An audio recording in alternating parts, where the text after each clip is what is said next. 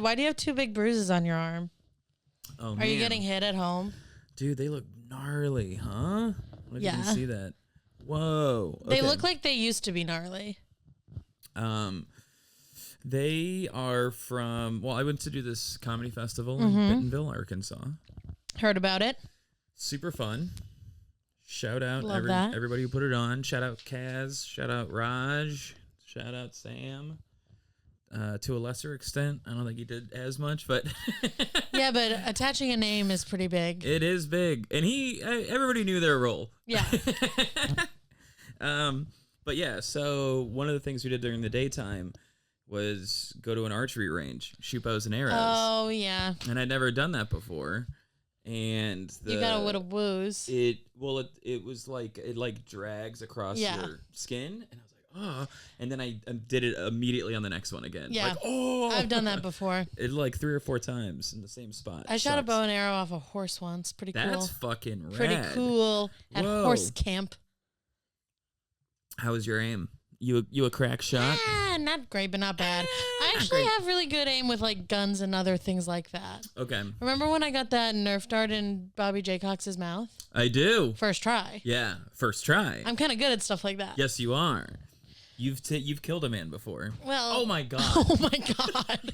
You're like a mess. Dude, I keep You getting were in hurt. a wheelchair? Yeah, okay, so also at that For those of you not watching, which is all of you, Kevin hit his head. I hit my head on the wall just now. I also as part of that festival, we went to the swimming hole one day. Yeah. And you hit your foot? I hit my foot. There was like some sharp rock or something. I was just waiting in the water. This already happened to you before.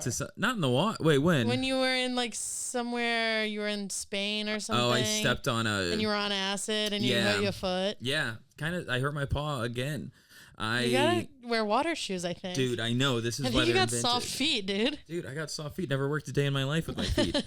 I was in the water talking to somebody, and you know, like your feet are like oscillating like this, and like you're waiting, like you're talking, and I was just like, well, you're not a strong swimmer. You know when you know how your body be. I when do the frog kick. Whatever it is, yeah. So you're like doing that. And there must have been a sharp rock because it just went the arch of my foot just went whoosh.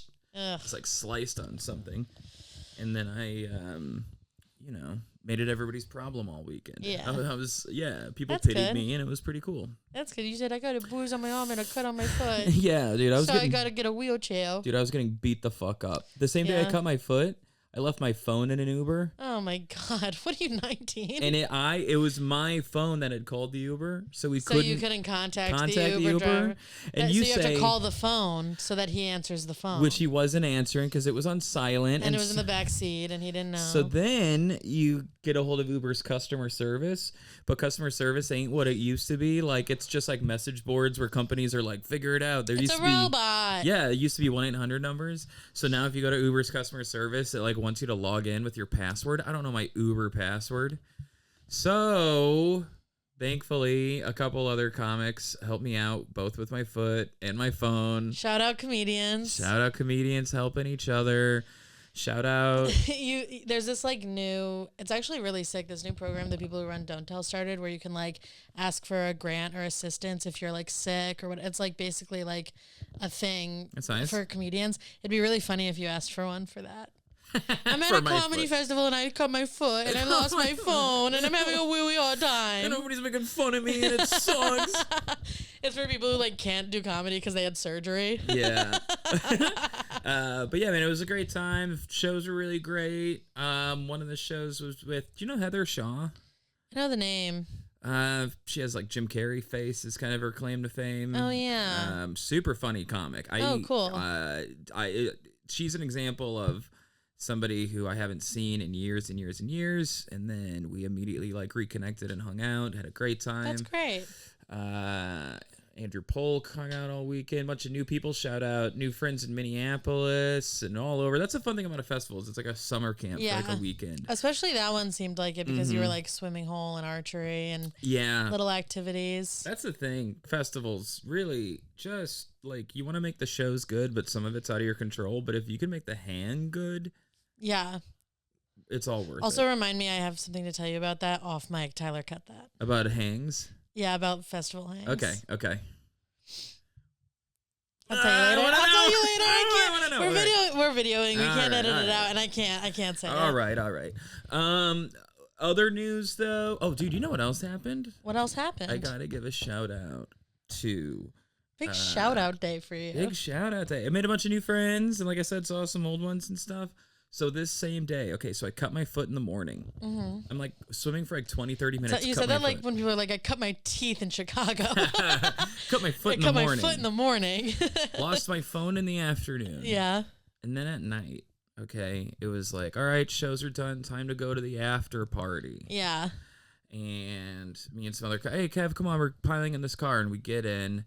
And I'm not gonna say specifics on like who was driving or anything, but you'll tell me later. I will. But we accidentally got in the car with a drunk driver. Like drunk. Like he was talking and his words were slurring, and there were little jerks of the wheel kind of thing, and scary. It was fucking scary. And in my mind, I'm like, okay, do I try to convince this stranger to let me drive his car? I don't want to distract him is where my mind goes. I'm like, I know how drunk people get. Yeah, it's sort of like, this is a way lower stakes version, but it's like when there's a drunk person heckling at a comedy show, like almost too, I mean, all of it's too much, but like, it's still like the show is still moving, but it's pretty disruptive. But you're like, if I go try to kick this person out, that's going to be a big disruption. Exactly. That's what I was worried about. So I you know, the whole and even afterwards I was like, man, should I have said something? But I stand by that. Like, I know that the place we were going was like an 8-minute drive away. Yeah. So it's close. Not that you only need one accident to, you know, but I'm like, okay, it's close. And I worry if I say something, and tell me what you think of this. Yeah. But you know how drunk people are, how they're like defensive. Yes. So I was like, if I say something, there's a chance he's like, I'm fine. Check this out. Or something. I know. I don't want him to feel. Or he's more mad at you than he is focused on driving, and that sucks. Turns around. I don't want any. Yeah. So we're all just kind of in the back seat, just kind of white knuckling, like, dear God, like I hope we make it. Oh there. my God, that scares the fuck out of me. It was so scary, and he's coming up on. We were finally like at the spot. There's a parking lot that he has to pull into. He almost misses the turn. One of the other comics in the back seat, shout out Lace Larrabee for being a fucking badass. She was like, the turn, and he does like a hard jerk, and she just fucking lays into him. She said like what everybody was thinking. She was just like, you gotta be her. Blah blah blah. There's more to I'm cutting a lot out because we're on a hot mic, but there's some more details to it that I think you'll appreciate off mic. But she basically just read this man for filth, made a grown man cry. He did not come into the after party afterwards because he had to sit there and think about in what his dirty diaper. Yeah, he had to sit in his dirty diaper and know that he put the lives of his friends in danger, and that's not cool. It was fucking one of the most badass things I've ever seen. You know, drunk driving is so normalized in so many places. That's what he was like, I'm from the South. It's I'm going to go on record and say it's not fine. No, it's not fine. And every time you've ever done it, you've been doing a bad thing. Yeah, not cool. There's no excuse. It sucks and is bad. It's not cute. We're not impressed that it's not funny. I drive better drunk. Shut the it's fuck not funny. up. You're a loser. It's not cute. It's loser fucking behavior.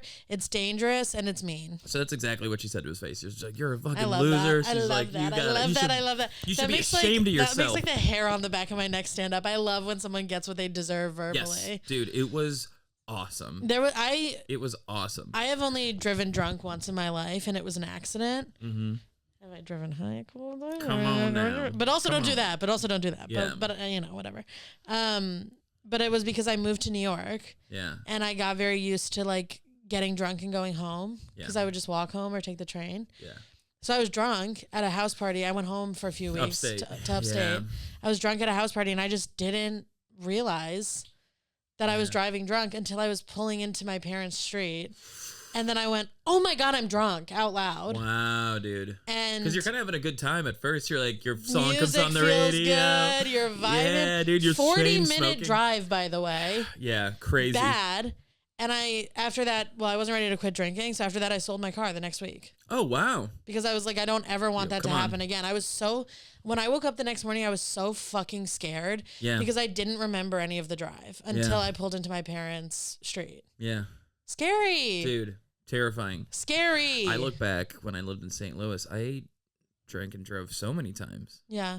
You know, like just because it really, was normalized. It really makes me so uncomfortable now. Like sometimes even in New York, I think more and more of our friends drive now. And sometimes somebody will have like 2 or 3 drinks and then drive. Let's not. And people act like it's so, it makes me so fucking uncomfortable that I have to like find reasons to not let that person give me a ride home. Totally. Like people will be like, oh, I'll give everybody's going back to Brooklyn. I'll give everybody a ride home. I'll lie and be like, I'm going to my boyfriend's house who lives in Manhattan. I'm going to take an Uber. Good. And then I'll just take an Uber home. Yeah. And you can do that too.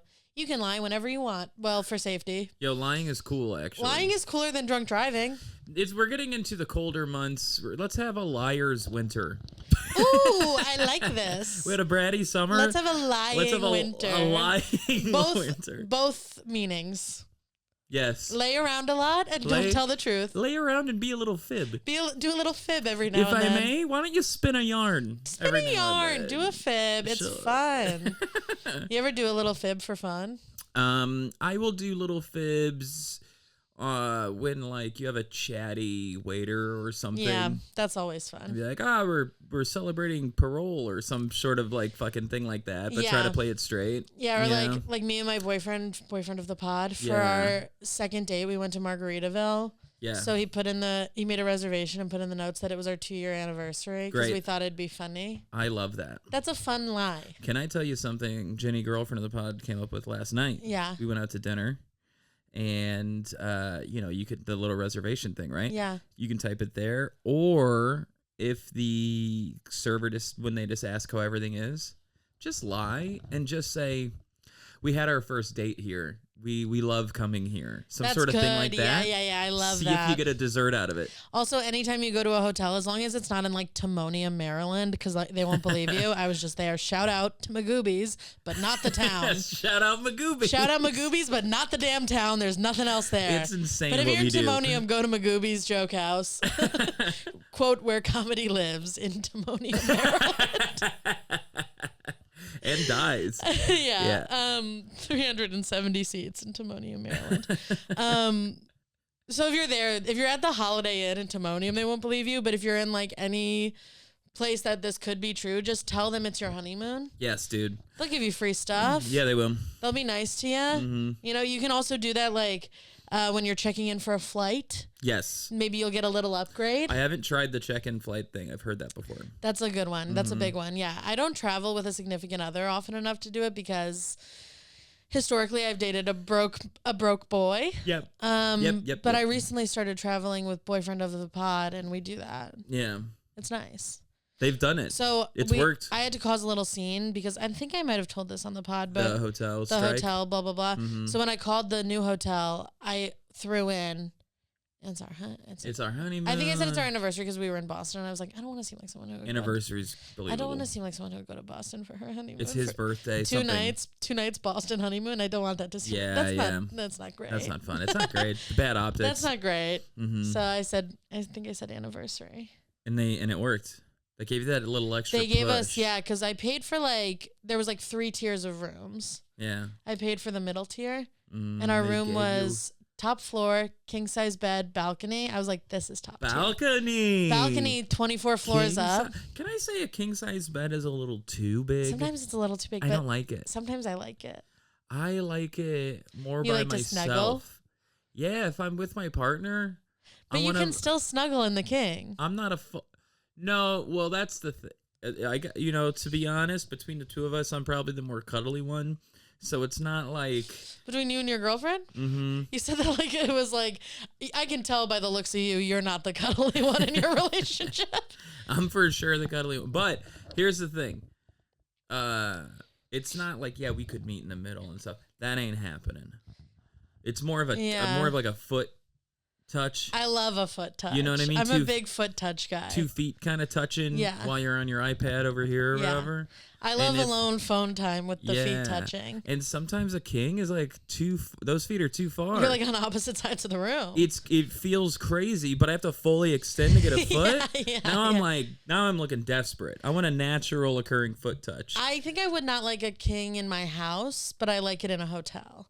Yeah. It just feels luxurious. And we're talking about the beds and the people. Imagine a king in your house versus a queen in your house. Slay. Let's go. You know, dude. I've been watching Drag Race, so there's Yes, you queens in my have. house every night. Yay, come on now. Let's go. Last night I was watching Drag Race, and Yeah. boyfriend of the pod was watching the WNBA finals, and he was like, "This is perfect. Do you have your gay guys? I have my lesbians." Yeah. We just watched That's our fun. little gay programming. Great game, by the way. The New York Liberty lost, but they put up a great fight in overtime. Are you getting into I almost said football. Are you getting into basketball? Yeah, well, I'm getting into the WNBA because it's hot right now, and I didn't realize this. It's like messy.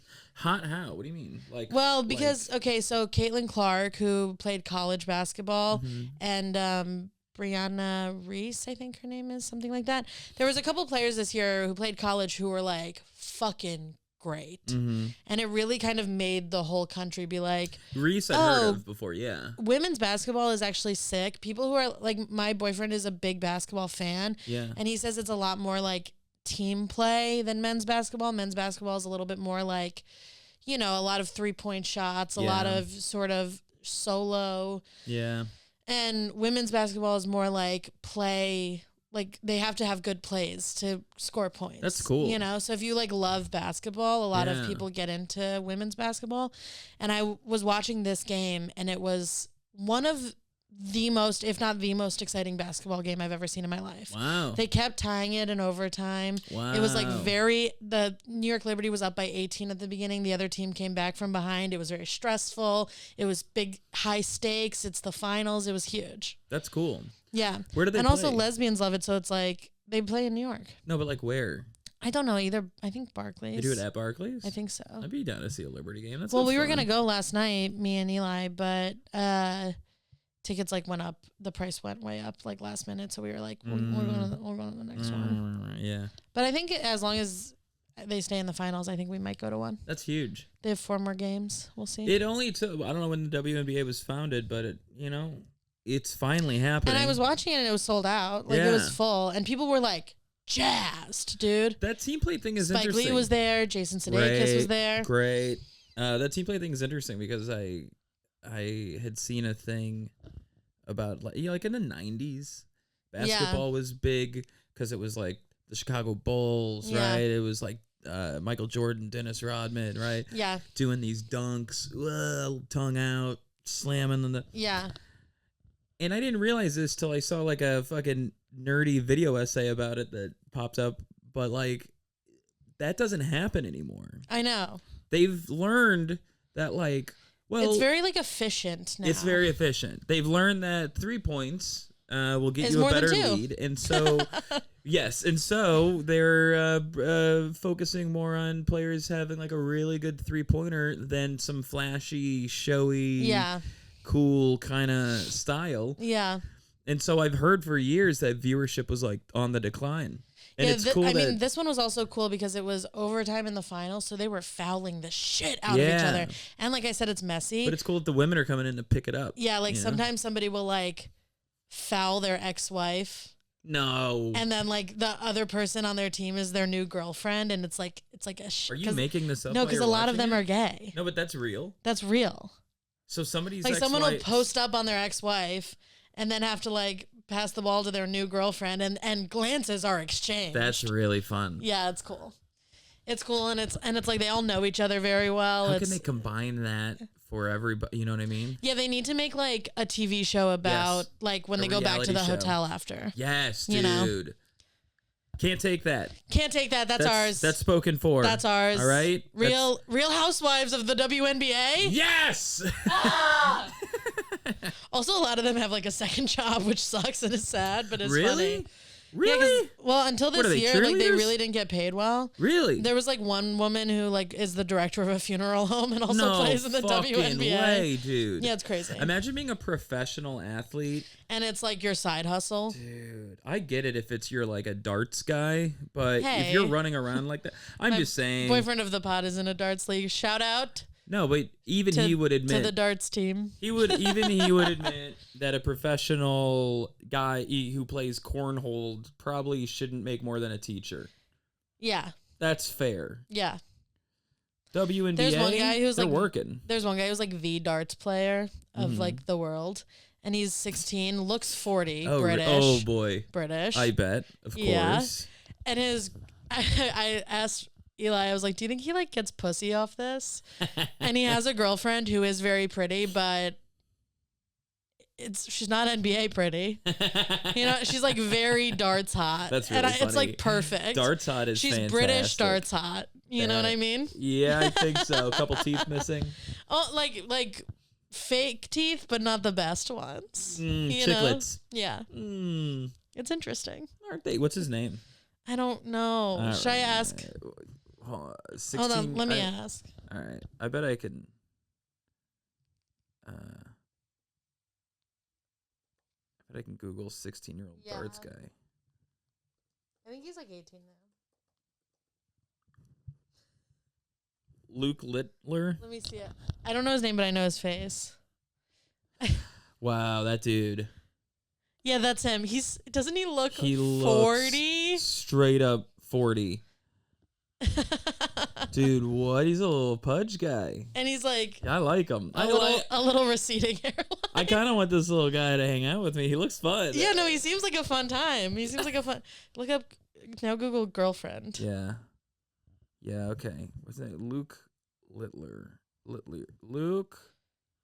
Also confirmed. Luke Littler. Littler. Littler. I said, what's the darts player's name? The ugly one. Oh, you know what? I was picturing something way different. I'll be honest. Yeah, you know, she's... Yeah. When you said sports wife, but not, now I see exactly. You know what I mean? You know, like a British makeup influencer? She's glammed up in a way. Yeah, but it's still so British. Show me to me. But like that. Yeah. Yeah, she's someone, you know, when someone's walking down the street and based on the way their makeup is, you go British. Yeah. She's got that going on. She's got the thing where it's like, I chose a natural lip color and a natural, but it all looks unnatural. Yeah. Together. Exactly. Exactly. Anyway, not to hate on some poor woman who's probably nice. I'm not hating on this very nice woman. Also, as a woman dating a man in a darts league, she is my sister. So I was gonna say that I could see you hanging with her. Yeah. Yeah, we're both. I think it's called WAGs. Wives at Games. I like that. Are you like us and Taylor Swift? We're all WAGs. Yeah, when you go to the dart league, are you the only woman? Buddy, I don't go. Some of the other girlfriends I think do go. Wow. But Eli is like, my girlfriend is sober and she works at night and she doesn't want to come. Are they I guess it'd be weird to do a daytime darts thing. Actually, that's not a daytime. It's an 8 p.m. activity. Also, they all work. How often do they play? Once a week. Mondays. Wow. Mondays in Harlem. If you want to see darts, DM me. I'll tell you where to go. If you want to see C-League darts. It's important to have a thing. You got to have a thing. It's great. I've talked to so many people about this. And, the example is always, you know, the stereotype of like the dad in the basement, like wife comes down, dad's working with his toy trains. Yeah. And it's like a little town and he's got like the little conductor hat on. You got to have a train set. Whatever your train set is, you got to have one. If not, if you don't have a train set, you're going to hit your wife. It comes out in weird ways. You're going to drive drunk or hit your wife. Yeah. It could be substances, could be just risky behavior, could just be being an asshole. Have a dart league or something. It will do wonders for you. I also feel like it relieves the feeling of hating your job. Absolutely. If your job is the only thing you do and you don't like your job, that's really depressing. But if your job is just how you make money and then you have things that you like that you do, doesn't really matter what your job is. There was a moment where girlfriend of the pod was pretty stressed about work stuff and she was kind of on edge. So I was, as I put it, catching some strays. Yeah. And I had to like sit her down and be like, we got to get you back playing tennis or whatever it is you were doing. Yeah. You got to punch a pillow. Because you can't. Yeah. I'm like, I understand. But you got to like, it could even just be like, get a massage, but make it like a regular thing. Yeah. So, I'm guilty of throwing out strays. It happens. It's totally fine. It's totally normal and human. But I think the consistency of whatever that outlet is, I think it tricks your brain into kind of saving it for that. Yeah. You know what I mean? Also, I think it's just like it just helps to do stuff you like. It's nice. It's nice to do something selfish. Yeah. Yeah. Yeah. Yeah. You know what else is selfish? What? Almost dying. You want to hear a story? Yeah. All right, cool. Lizzy. Yeah, Kev? Wait, I ask you. Oh, okay. Kevin? Yeah, Lizzy. You got a story for us? I think we say for us. Sure do. Today's tale takes place. We're gonna go back in time to April 11th, 1970. Wow, great year. Great year. You remember? I remember well. You were entering your hippie era. You were following the dead around. I was a star in the sky, but I was following the dead. Yes. Before John Mayer got involved, the original. Wait, what? John Mayer? John Mayer plays with them now. Oh yeah, he does. Yeah. I thought you were saying. Everybody is a wonderland. Who could forget that dead song? I was on Instagram in a comedy green room recently, and you know how every post has music now? Yeah, it's annoying. So I was just scrolling, and I didn't realize my sound was on. Oh, funny. And the sound behind one of the posts was "Your body is a wonderland." And after I muted it, and then 2 minutes later, I realized nobody knew I was on Instagram, and they thought that my music had started playing. Did you say it? And I was like, I have to make an announcement. Hey guys, just so you know. Just so you know, that wasn't at all my choice, and it never will be. A lot of people probably would have glossed over it, but now it feels like you actually love that. No, song. honestly, once I said something, they were all like, "Oh, that makes way more sense." We were all judging Yeah, you. everybody was kind of like, "That was a crazy choice for Bangs Girl." I would have already tweeted it. Yeah. Would have been out there. Yeah. You know? Who's tweeting? Nobody. Just white supremacists, I guess. They're big into tweeting. They're big into tweeting now, or Xing. It's not going to catch them. I refuse to call it that. I'll never call it that. You know why? Because it was a dead medium before he changed the name. Sing it. So why do I need to learn a thing for it? It's going to be under the ground in 5 years. It's poo. Also, I was on it actually yesterday because I was getting my hair done and I couldn't put headphones in because I had hair dye on my hair. Mm-hmm. So I had run out of social media. So I was on Twitter. You've seen all of Instagram, all of TikTok. And the thing about it now is I don't even know who I follow. It's just like a randomized feed. Yeah, it's weird. And it's not even like, I think the thing is supposed to be like, it even shows you people you don't agree with. And I'll say this, I know what I fucking think. I don't want to see people I don't agree with. Go off. I don't want to like see a thread where someone's like, are trans people people? Dude. I don't care. You know what's so fucking annoying? I'll come to your house with a gun. I don't care. I will say, as far as algorithms go, TikTok has kept me in the pocket of what I like more consistently than anything else. The TikTok algorithm is so algorithm is so good that sometimes you'll hear people like influencers and people whose job is TikTok. They'll talk about it. They'll like give people tips for it, and they talk about it like it's people. Yeah. Do you know what I mean? They're like, here's what they want to see from you. They want to see this, blah, blah, blah, blah. And it's like, there's no they. Yeah, it's math. That's true. But crazy good math. Instagram. If I like one podcast clip, it doesn't matter who it is. It immediately gives me a Rogan clip the next day. Yeah, I saved one pasta recipe. Yeah. My explore page, all pasta. Yeah. All Relax, pasta. dude. And now I'm on new meds that make me not hungry. So when I see that, I go, Instagram's all like, I want to see tattoos and little baby animals. Yes, dude. Instagram's always I want to see tattoos and little baby animals. For those of you not watching, I said it into my phone. All right. So it was April 11th, 1970. Simon and Garfunkel's Bridge Over Troubled Water was number one. Oh my God, that song will make you cry, huh? Is it not the greatest song about a friend having your back? Yeah. It's beautiful.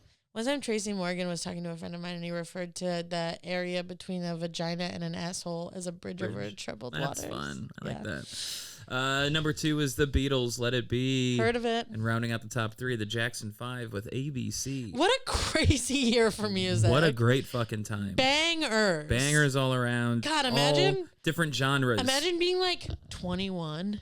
Yeah, dude. In 1970. Yeah, man. Jeez, and all music was just like, like it wasn't like a separate chart for like this and that. It was just like Jackson 5 was there right next to the Beatles, right next to folk heroes Simon and Garfunkel. How cool is that, right? What a good fun year. This is going to be one of those ones where I'm pulling a lot from a bunch of different articles because why reword something if I don't have to? So here we go. So some of this is going to sound like a little like, did you write that? No, I did not. Here we go. The powerful, so what did I say? April 11th, 1970. The powerful Saturn V rocket carrying the Apollo 13 mission launched from Kennedy Space Center, propelling. This is the Apollo 13 story? Yes, it is. Whoa.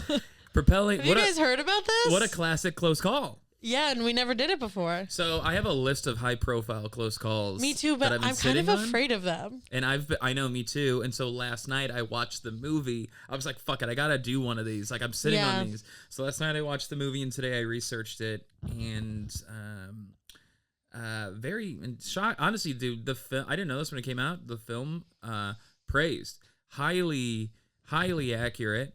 The dialogue. What's the film? The Apollo 13. It's called Apollo 13. Yeah. I think wasn't there another one too? What do you called something else? There are movies about so many things. Yeah.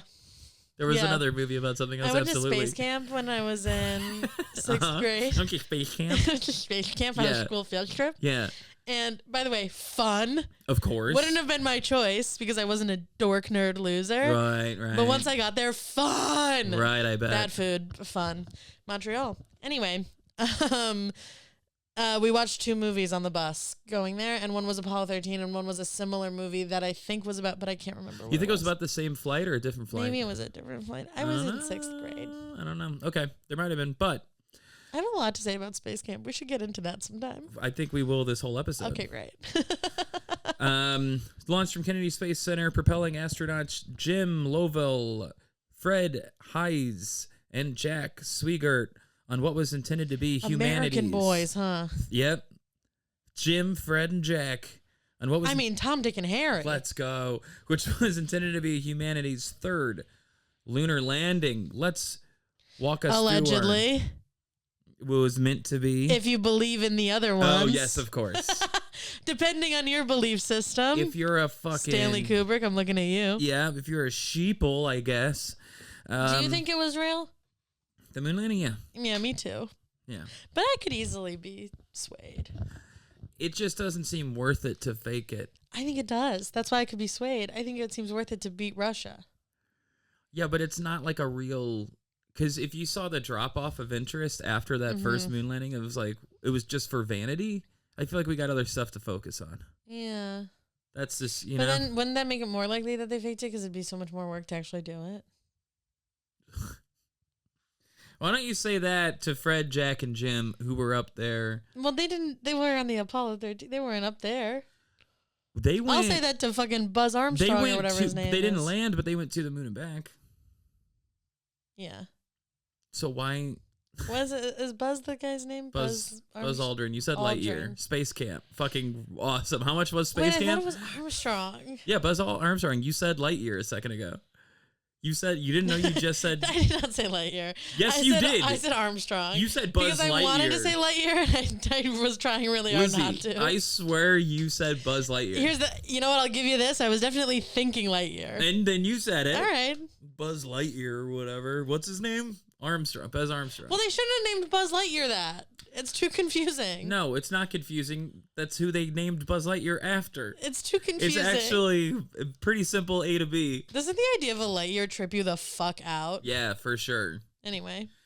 So, let's walk through our astronauts. How many 8-year-olds is a Lightyear? You know what I mean? Yo, great question. Somebody do that math. There's actually no way to know. Somebody do the math on how many 8-year-olds are in a Lightyear, please. It's going to be a crazy amount. I know, but it'll be fun. Yeah. Whoever can crack it first will get something. Yeah. We make a lot of promises about sending stuff, and then we never do. Are you making stickers, dude? What do you mean? We had this conversation like yesterday and you haven't sent me any designs. How am I supposed to make stickers? Oh, yeah, that's right. I'm supposed to get you. I forgot I didn't send those to you. Fuck, I forgot I didn't send them to you. What stickers am I supposed to make? You hurry up already. Draw something. All right. Fred Hayes. I might be Hayes. It just says close calls and Comic Sans. Yeah, I made the stickers. Yeah. Just white sticker, black letters, close calls. That's it. Nothing. No, it doesn't even say podcast. In like a movie when it's like somebody's holding it, it just says beer on the can, you know? Yeah. It just says podcast. It doesn't even say close podcast. calls. Yeah. Should we change our logo to that? Just podcast. Podcast. So it's on Spotify. It just so whenever you Google podcast, it gets the first one. Someone's tried that for sure. So I think it's Fred Hayes, Haise. Could be Hayes. Apologies. Apologies. Come on. Fred served Not the as synchronized. let's Come go. on. Come on. Fred served as the backup lunar module pilot for Apollo 8 and Apollo 11. What did they do? Go to the moon? Dude. I don't know. Keep going. Apollo 11 was Buzz Armstrong's thing when they Got it. No, wait, or is 11 the Was it one that blew up? Was it Aldrin or Armstrong? No, I can't. Oh, it's Buzz Aldrin. Then why do I always get him confused with Neil You Armstrong? fucked me up. You made me say Armstrong. You But put why, it in my but head. I always get him confused with Neil Armstrong and Buzz Aldrin. That's why I get it confused Yes. with Lance Armstrong. Oh, yep. Yep. Yeah. Yeah. I did it too. We got there. I actually did it too. Guilty. Take me away. Take me away. Put me in jail. Cuff me. I think. Wait. Hold on. My eyes are hurting. I have to check something real quick. And I should have done this earlier, but now I'm second guessing myself. Blah blah blah. Yep. Okay. Yeah. Apollo 11 was the one That landed on the moon. Shout out. Yeah. Okay. So, again,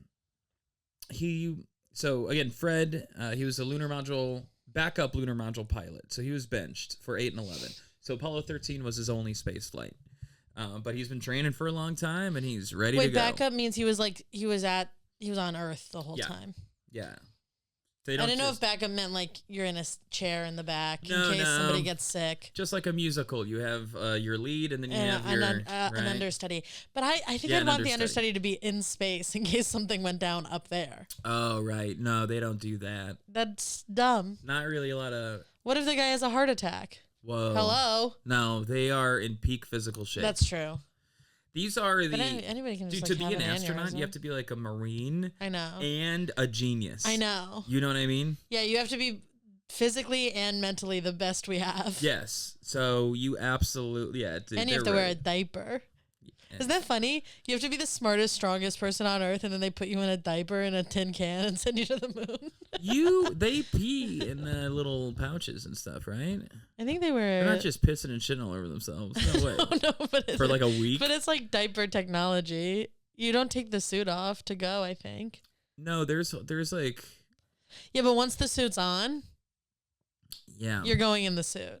I don't really know. There's like a while where the suit's not on yet. Yeah. And they're kind of doing bathroom stuff just without gravity. But then once the classic spacesuit that we've all seen, once that goes on, it doesn't come off.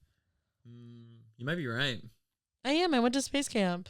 No, because I remember because I just watched the movie. There was a scene where Tom Hanks was peeing and they did a little thing where it's like it showed the ejection and it shows like this bright yellow piss spray out of the spaceship. Ew.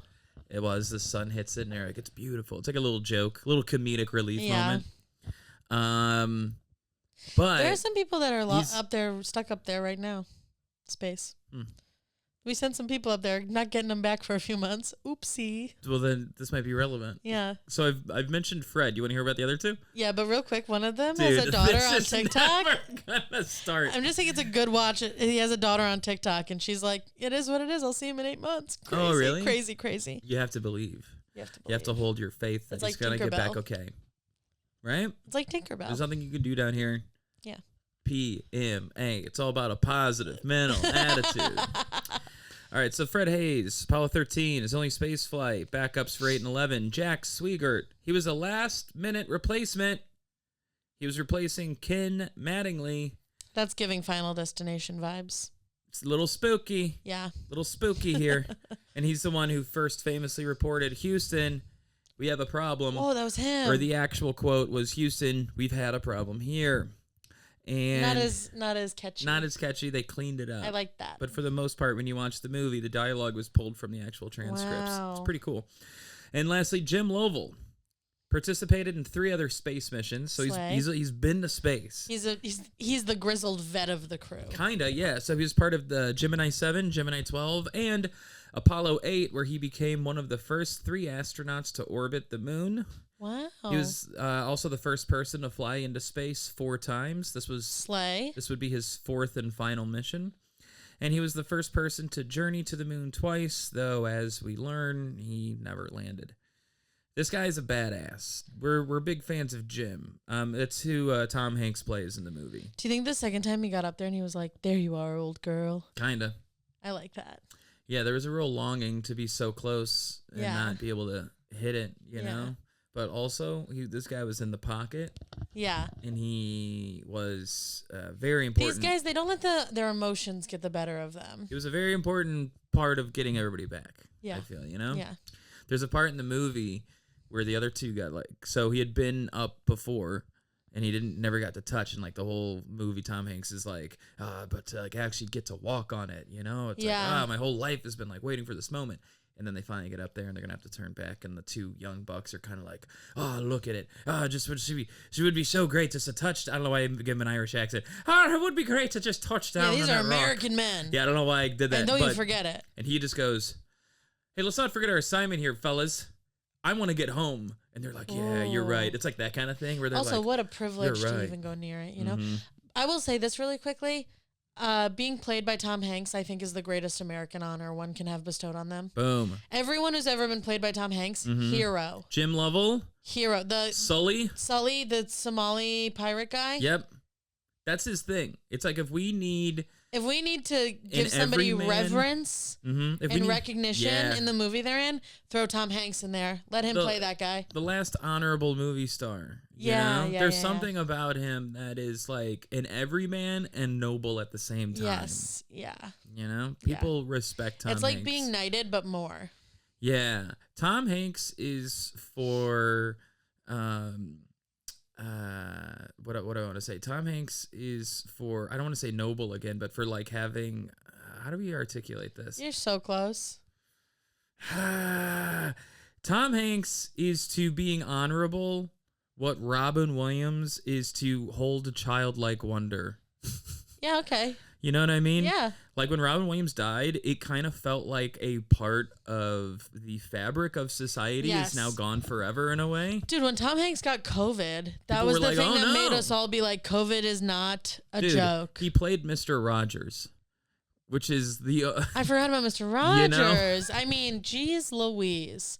He also, I feel like, has He's played our father civil figure. rights, a couple civil rights heroes. He's kind of our surrogate dad. Yeah. Mm-hmm. Yeah. Shout out Chet Hanks, his actual son. Shout out Chet Hanks. Wagwan. Really fucking it up.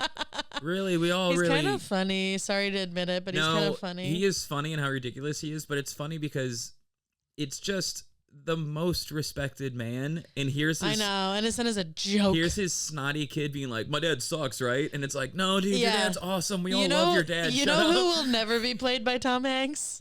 Chet Hanks. No, it's crazy. It's crazy. So, but on the bright side, it's like, if every family has like a black sheep, at least his is like funny and not tragic. Yeah. So it actually kind of worked out in some ways, you know? Yeah, he should stop doing like patois and stuff, but whatever. It's weird. It's, you know. Yeah. Anyway, Jim Lovell participated in 3 other space missions, blah, blah, blah. Oh, yeah, wait, I already read that. So, Jim Lovell's a badass. This is from a interview excerpt that was in the movie, and I cross-referenced it, and it's true. In 1953, as part of a mission with the Air Force, he was flying over the South Pacific. Television reporter asked him, "Is there a specific instance in an airplane emergency where you can recall fear?" Jim Lovell: well, yeah, I remember this one time, and I'm in a Banshee at night in combat situations, so there's no running lights on the carrier. It was the Shangri-La, and we were in the Sea of Japan, and my radar had jammed, and my homing signal was gone, because somebody in Japan was actually using the same frequency as me. Wow. So it was leading me away from where I was supposed to be, and I'm looking down at a big black ocean, can't see anything, so I flip on my map light, and then suddenly zap. Everything shorts out right there in my cockpit. All my instruments are gone. My lights are gone, and I can't even tell now what my altitude is. I know I'm running out of fuel, so I'm thinking about ditching in the ocean. And I look down, and there in the darkness, there's a green trail, like a long carpet that's just laid out right beneath me. And it was the algae. Yeah. Right? Bioluminescence. Right. I went to an aquarium last weekend. It was that phosphorescent stuff that gets churned up in the wake of a big ship. And it was leading me home, you know?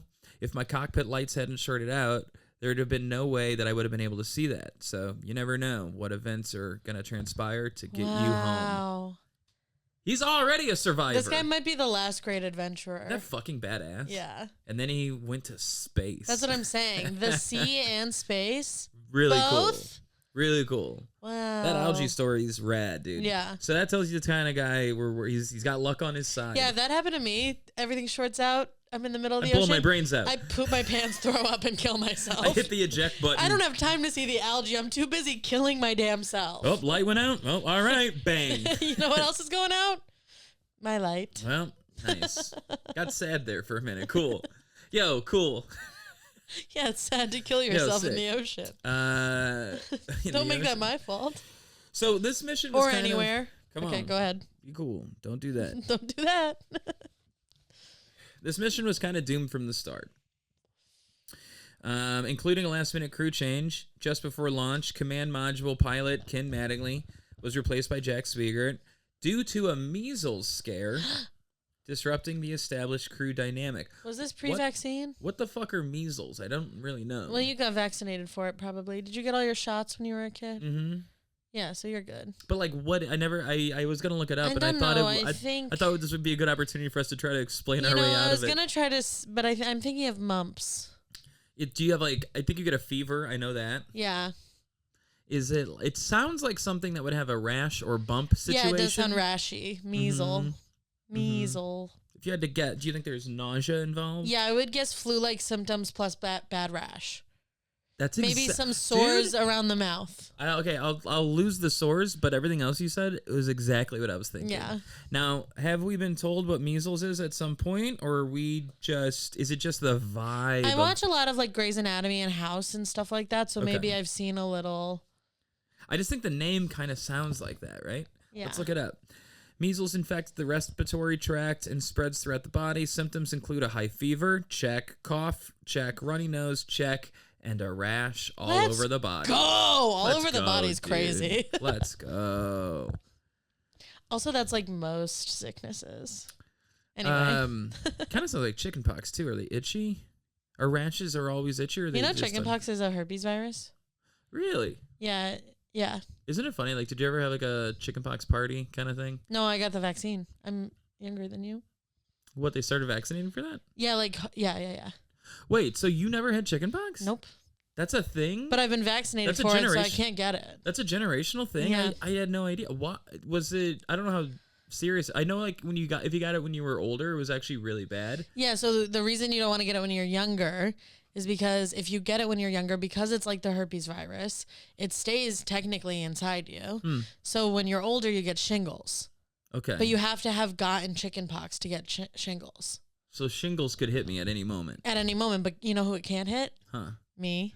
What are shingles though, really? Shingles. So I knew a girl in college who got shingles, and it's terrible. Oh no. It like makes you very sick. You get a rash on one part of your body that's like incredibly painful. Oh no. It's bad. Shingles is bad news bears, dude. Oh, dude, what? How can I prevent shingles? Now I got to worry about getting shingles? Well, the better health you have generally. But now I think there's a shingles vaccine now. Blisters, scabs, ulcers, redness. Yeah, bad news.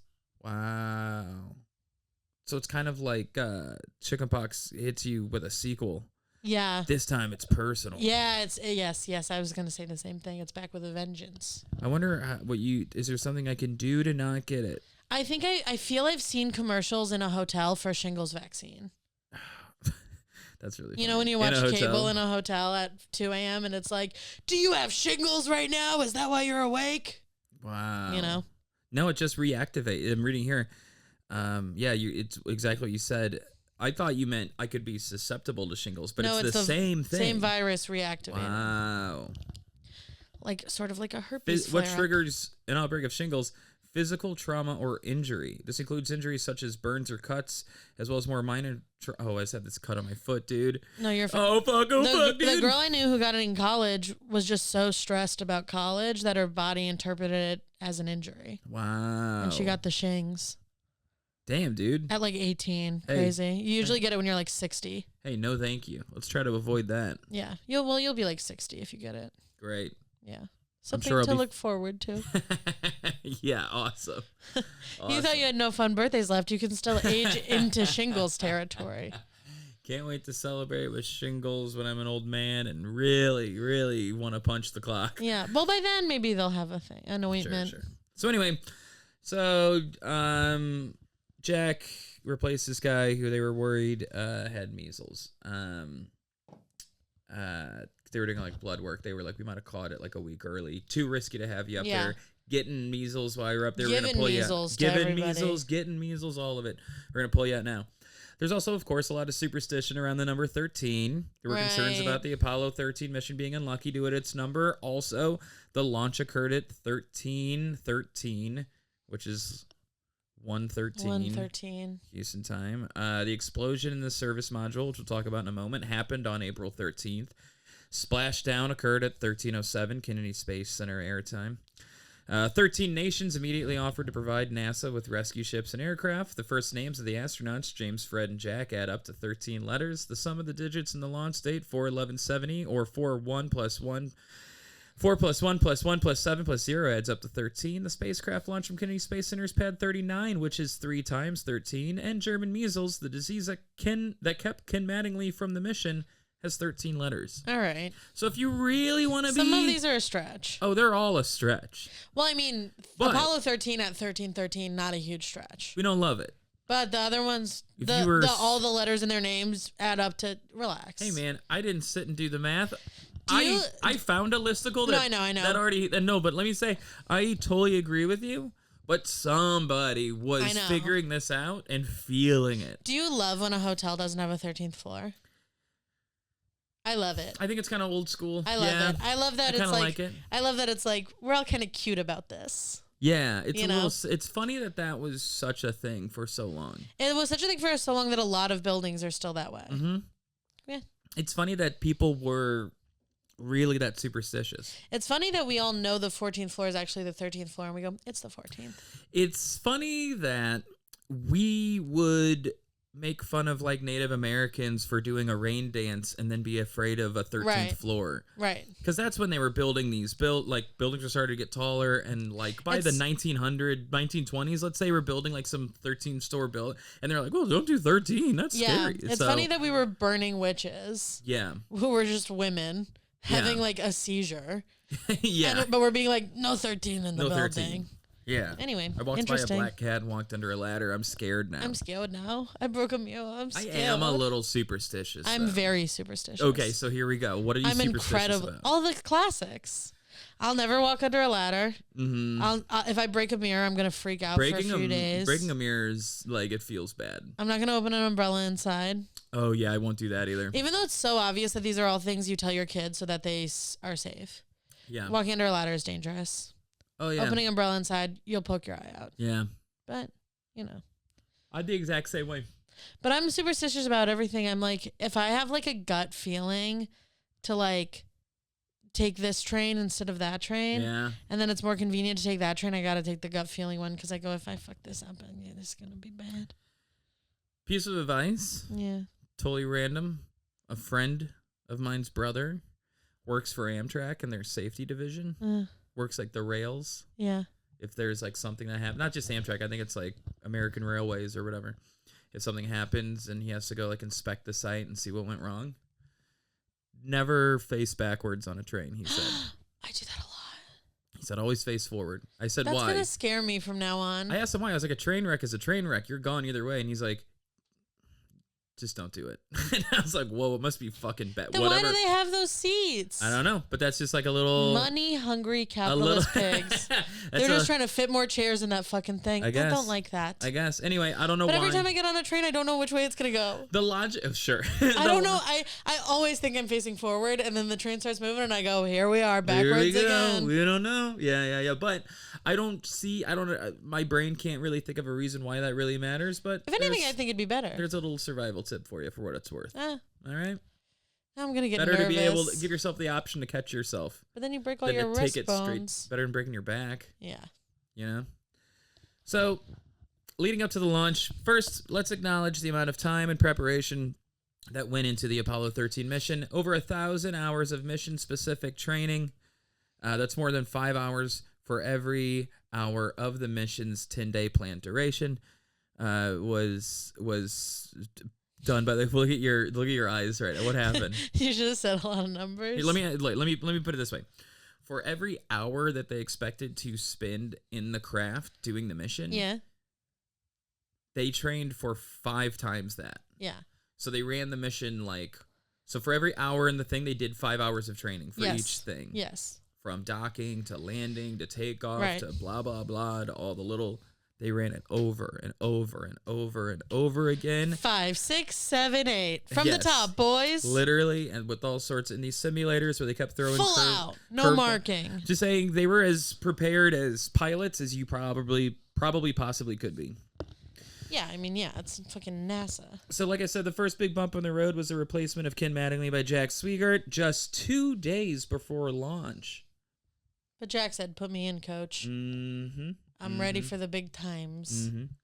I'm going to see the damn moon. Other complications, there was pressure on NASA regarding their budget. NASA was facing budget cuts, which may have impacted the mission preparation and resources.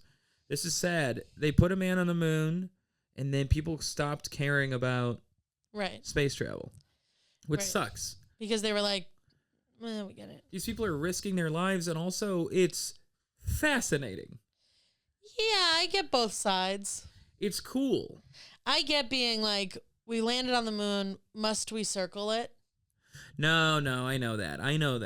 I'm just saying... If you were telling me we were going to Mars, I'd say a different story. To go from a landmark moment, like everybody coming here to look at this man for the first time ever, The touch final the moon, frontier. to, yeah, we already did that. I'm like, that's just such a quick drop off. Yeah. This is very risky what they're doing. It's just shocking to me. Yeah. Especially because at the time, there wasn't media like there is now.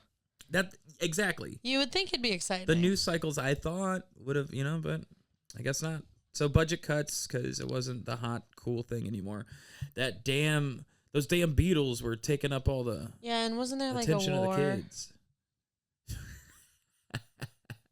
There must have been a war. Vietnam? Yeah. When was Vietnam? I think that was 60. Yeah, it was definitely still going on at this time. That's a good question. I should know this. I have no idea when Vietnam was. I think it was late 60s to late. Well, wait, hold on. Yeah, because my dad was almost drafted and he was born in the 50s. Oh my God, that's so funny. I typed in Vietnam War into the search bar, but I didn't delete what causes shingles. What causes shingles? Is it Vietnam? Yeah.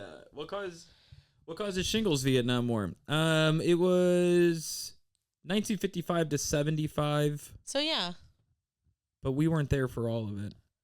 Our involvement, right? When did the U.S. Who cares? By 70, we were in it. By 70, we were definitely in it. Yeah, that is true. We were 100%. Because that's where all the hippies came from. Yes, absolutely. All the hippies were like, "This is a bad idea," and absolutely, they were right. They were right. They were fucking right. Not our fight. You have to listen to that Willie Carlisle song I sent you. I did. It's great. Did you cry? I didn't cry, but it's very good. It's very good. All right. Anyway, rocket issues was another issue. During pre-launch testing, one of the second stage engines showed problems that would lead to an early shutdown during the actual launch. So they knew one of the rockets gave out. We'll talk about that in a minute. But it's crazy that they knew even during that's on the side during the goes. No, the one because the people like me, we think the whole thing's a rocket. Okay. It's a rocket ship. It goes to space. So see your microphone. Yeah. It's a cylinder. Yeah. This whole thing is a rocket. Yes. Yeah. Yes. The engines are on the bottom. It lifts it straight up. And then it breaks off. And then it breaks off until it's I went kind to of space camp. pretty much just the tip. Yeah. That's actually Slay. going to the moon. But it takes all this to get it up. And then, of course, the oxygen tank in the service module had been damaged during testing. This damage, and known at the time, would later cause the big the problem. The big problem. Famously, the problem. So we've got all these little issues popping up, but they're still going full steam ahead with the launch. For one, these aren't full-blown failures. Okay? So they're speed bumps in the road, albeit a lot of speed bumps. But they're like, we're going to keep going. Plus, there's budgetary pressure, like I said. That also means that they can't just go full stop. It's really expensive to launch a rocket into space. This mission took about $3.2 billion. And we're not stopping just because someone gets the measles. So they forged ahead. So let's jump $3.2 billion in 1970. Insane. That's probably the most amount of money anyone spent on anything. Shocking. Yeah. Shocking. Launch day. April 11, 1907, as we said. Saturn V rocket takes off on a picture-perfect day. They didn't have to do it at 1313, did they? Maybe they thought they didn't do it at 2:15. Maybe they thought it was cool. Or maybe it's like something about where the moon is or the sun or something. Yeah, I don't know. Time and space, they're buddies. By the way, if you're quiet, you can hear my annoying neighbor who's like an opera singer, I guess. We have some opera singer who moved in. She does this every day. You can't hear it, but Would you rather live... She's full on Would you rather that. live next to an opera singer or a podcast? Podcast is speaking volume, so I wouldn't hear it. But some walls in New York are thin. Podcast. What if it was like a bad one? They're all bad. It was like Lizzy, they're all bad. What if it was like a guys being dudes podcast?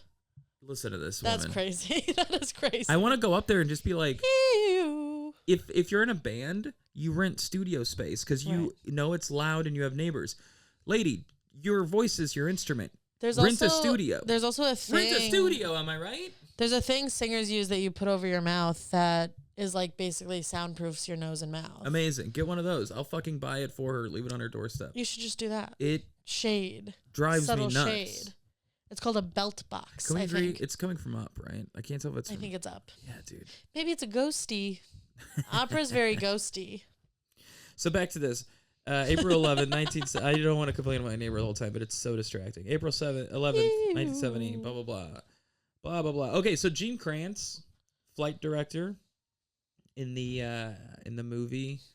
It's really bothering It's you. really annoying. In the movie, he gets delivered a white vest that he puts on. Wait, which one's Gene Kranz? And they're like, he's the flight director. So in the control room, he's like the main guy. I was that in space camp. Yeah? Yeah. Did you have a cool vest? No, but I had a headset. Let me show you this fucking guy, dude. All right, so get this. So in the movie, he gets delivered this vest, okay? And it's like a good luck charm. His wife would make him a vest every time he manned a mission. Aww. And I thought it was like a funny thing, but he actually wore a custom vest made by his wife as a good luck charm, which is now, you can see it. It's in the Smithsonian. I'm going to do that for my boyfriend's darts game. But look at this. It wasn't just, it wasn't just the white. So there's like the white one. Can you click on it? I can't see it. Oh, that's right. Nice. Very that's cute. Nice. Here's the guy in the movie with the white vest. Wow. But he also. It's very spacey. Wait, hold on. Oh man, I need to know. I need to find this picture. He would fucking slay, dude. Good. Here we go. He was dressed to impress. Look at this one. Look at this one. Oh, boots the house down. For a different one, she made him a sequin, red, white, and blue. And I'll tell you what, gang at home, he's eating. He is fucking He's working. serving, he's eating, all of the above. So I love that his wife would put him in these gay little vests to and man his space them. missions. I love it. I think it's so fucking cute. Slay. I don't know how that got started. I wish. What's his name? Gene? Gene. You better work, Gene. Cover girl. Dude, love Gene's little vests. The original plan was to land astronauts Lovell and Hayes by the Fra Mauro crater on April 15th, where they would spend the following 33 hours exploring their surroundings. Getting rocks, I bet. Yep. Deploying instruments, while Swigert would scout future landing destinations while in the lunar orbit, and the crew would have returned on Earth on April 21st. That, however, would not happen. Approximately 5 minutes and 30 seconds into the launch, one of the rocket's engines shuts off. Luckily, they're already getting out of the atmosphere at this point, and they can just burn the remaining 4 rockets a little longer to make up for this hiccup. The shutdown was caused by a dangerous thrust oscillations, which was a problem NASA was aware of, but hadn't yet fixed for Apollo 13. Noticing a theme. At the time... Should we tell her we're recording an important podcast? Do you have a broom? We could do the broom. I think about it every day. But I'm trying to be a cool neighbor about it. Even though I don't. I shouldn't be, because she's already broken the neighbor trust. Yeah. of we're cohabitating a space. Let's be mindful.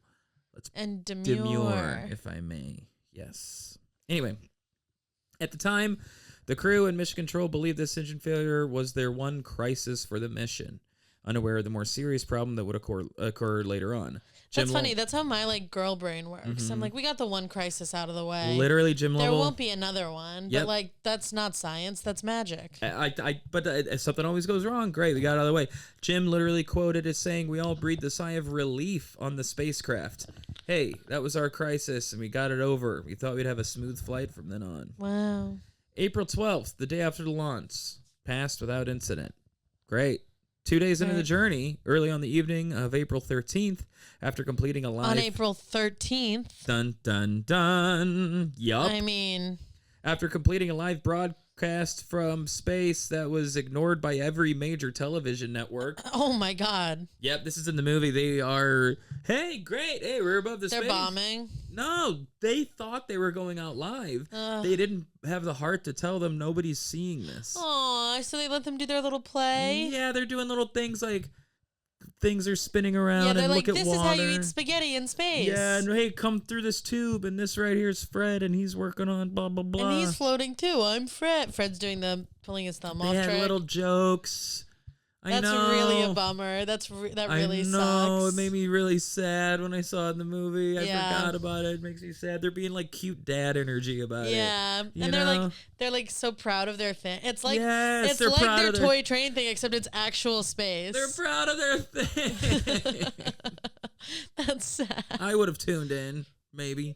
Yeah, I don't know. It was the 70s. You said what the top hits were. I would have been doing. I would have been doing something more fun. Gunsmoke is on. Yeah, I got to go watch that. If I was 50, I would have tuned in. But if I was 25, no, I'd be wearing no bra and having hairy armpits and dancing. Nobody wanted to air it. Sad. The astronauts pressurized the lunar module Aquarius. That was the name of it. And Lovell and Hayes passed from the command module Odyssey through the connecting tunnel while checking all systems for the upcoming moon landing. Mission Control asked Swigert to flip a switch to perform a routine stir of the spacecraft's oxygen tanks when, suddenly, as Lovell was moving through the tunnel on his way back from Aquarius to Odyssey, a loud explosion was heard. Boom! Dun, dun, dun. Shit just got real. All three astronauts. Thank you. Oh my god!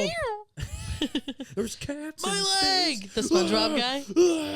Go on without me. A good soldier never leaves a man behind. Tell my wife I loved her. I won't. You can tell her yourself. And tell her I loved the best.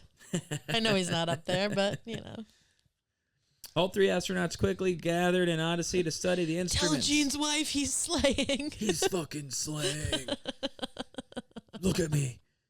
Tell Mrs. Krantz she fucking slayed. Boots the house down. Boots the house down. So they went to go study the instruments, got to figure out what happened. They noted that one of the main electrical systems aboard was degrading. Hayes and Lovell radioed... Is that what exploded? I don't get it.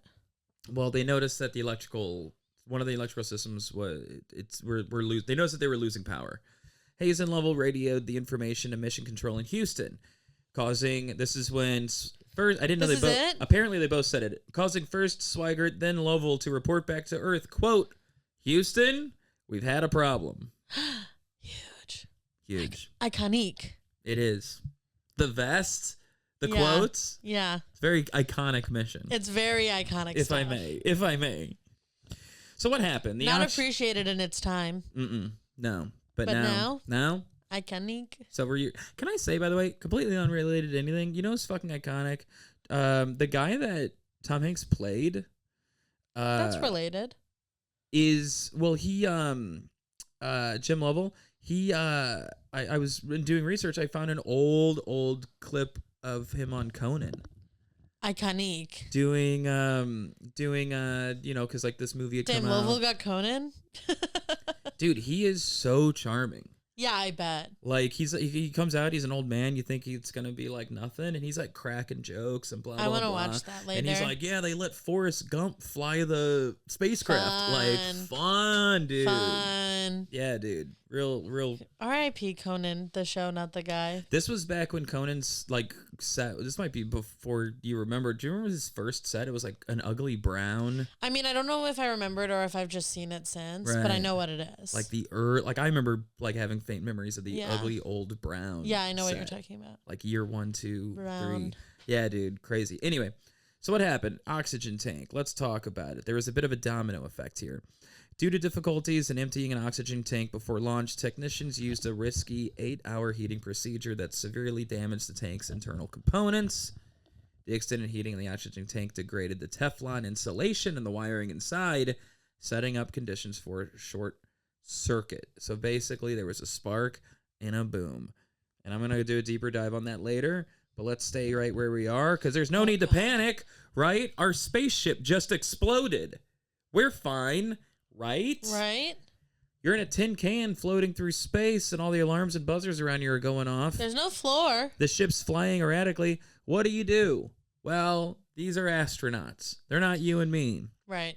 I would have immediately. Thank God for that. I just would have opened the door. I'm out. Like I said, poop my pants, throw up, kill myself. Yep, we're done. They get right to work. Let's assess the damage. The initial explosion. Okay, so oxygen tank number 2 exploded in the service module.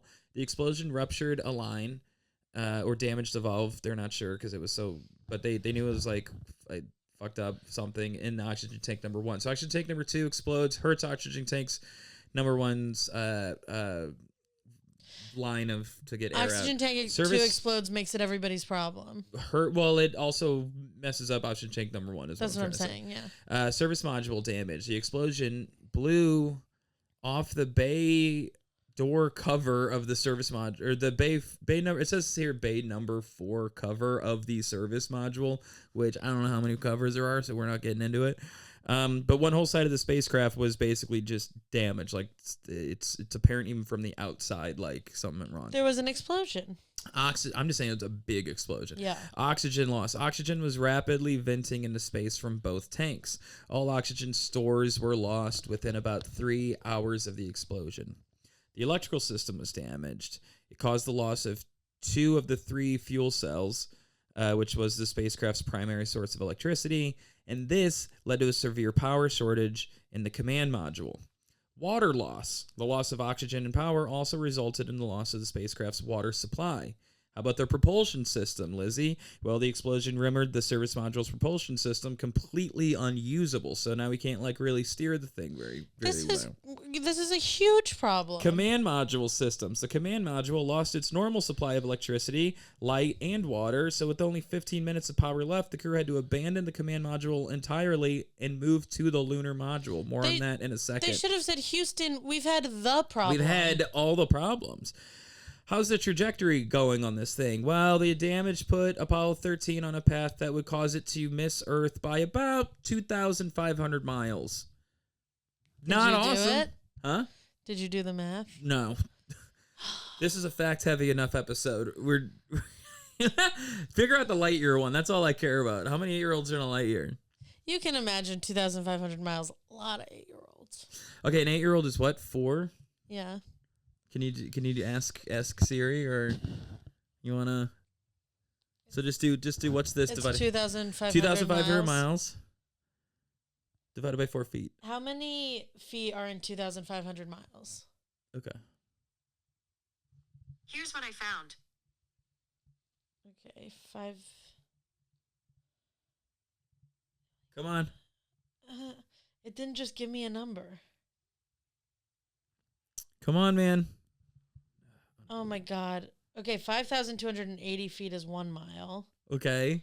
Divided by 4. Shut up. Let me do my work. 5,280. You wanted this. Times, what was it? 2,500? 2,500 miles. Times 2,500 divided by 4. 3,300,000 8-year-olds. Damn. That's too many. Can you even picture that? I can't. Nope.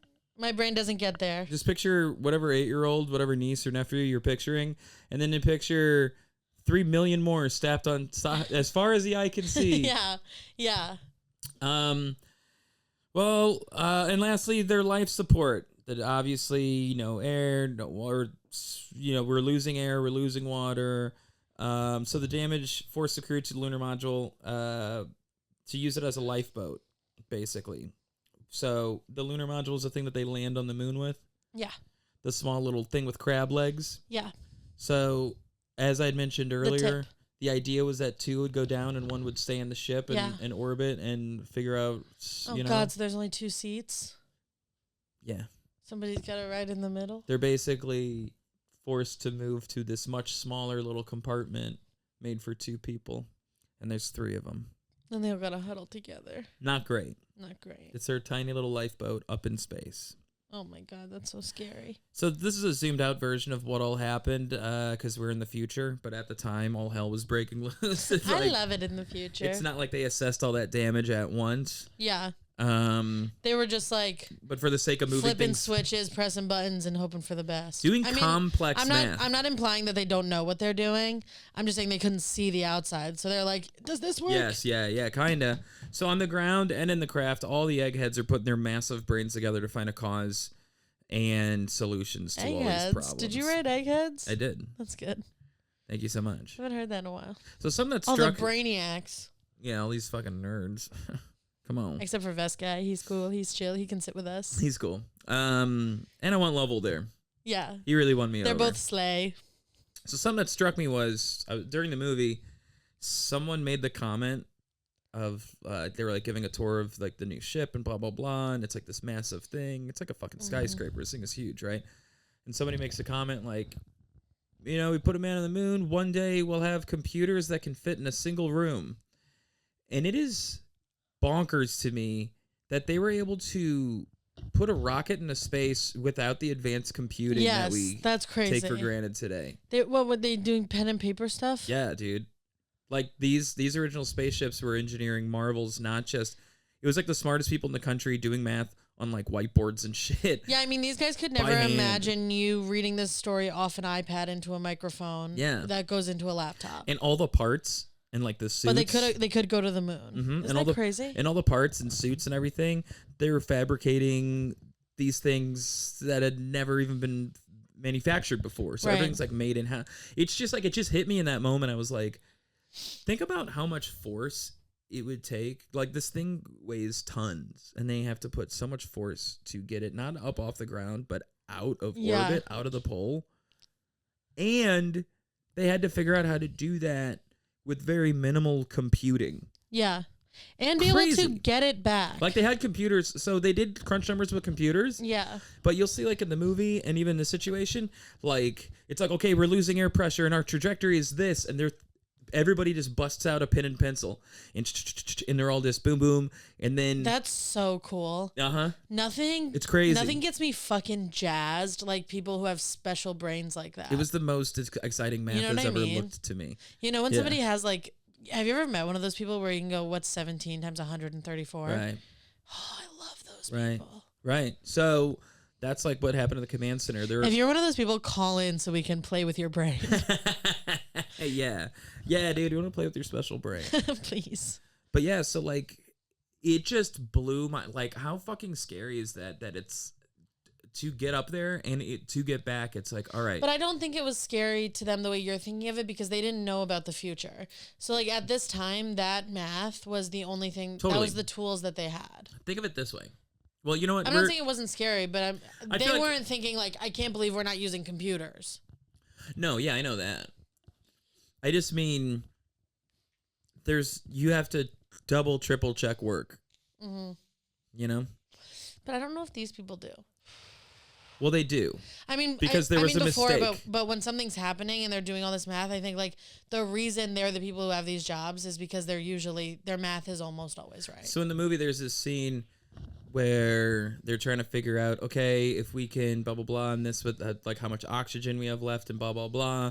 And then, okay, our trajectory, and we have to not hit the fucking rock. We can't go too far from the rock. We have to be able to get in its orbit and stuff. And it's like they're doing, And then like Tom Hanks's character, John Lovell is like calling into Space Command. Hey, I think I got it. I need you to double check my work. And then there's like a line of these guys with pens and papers going, yep.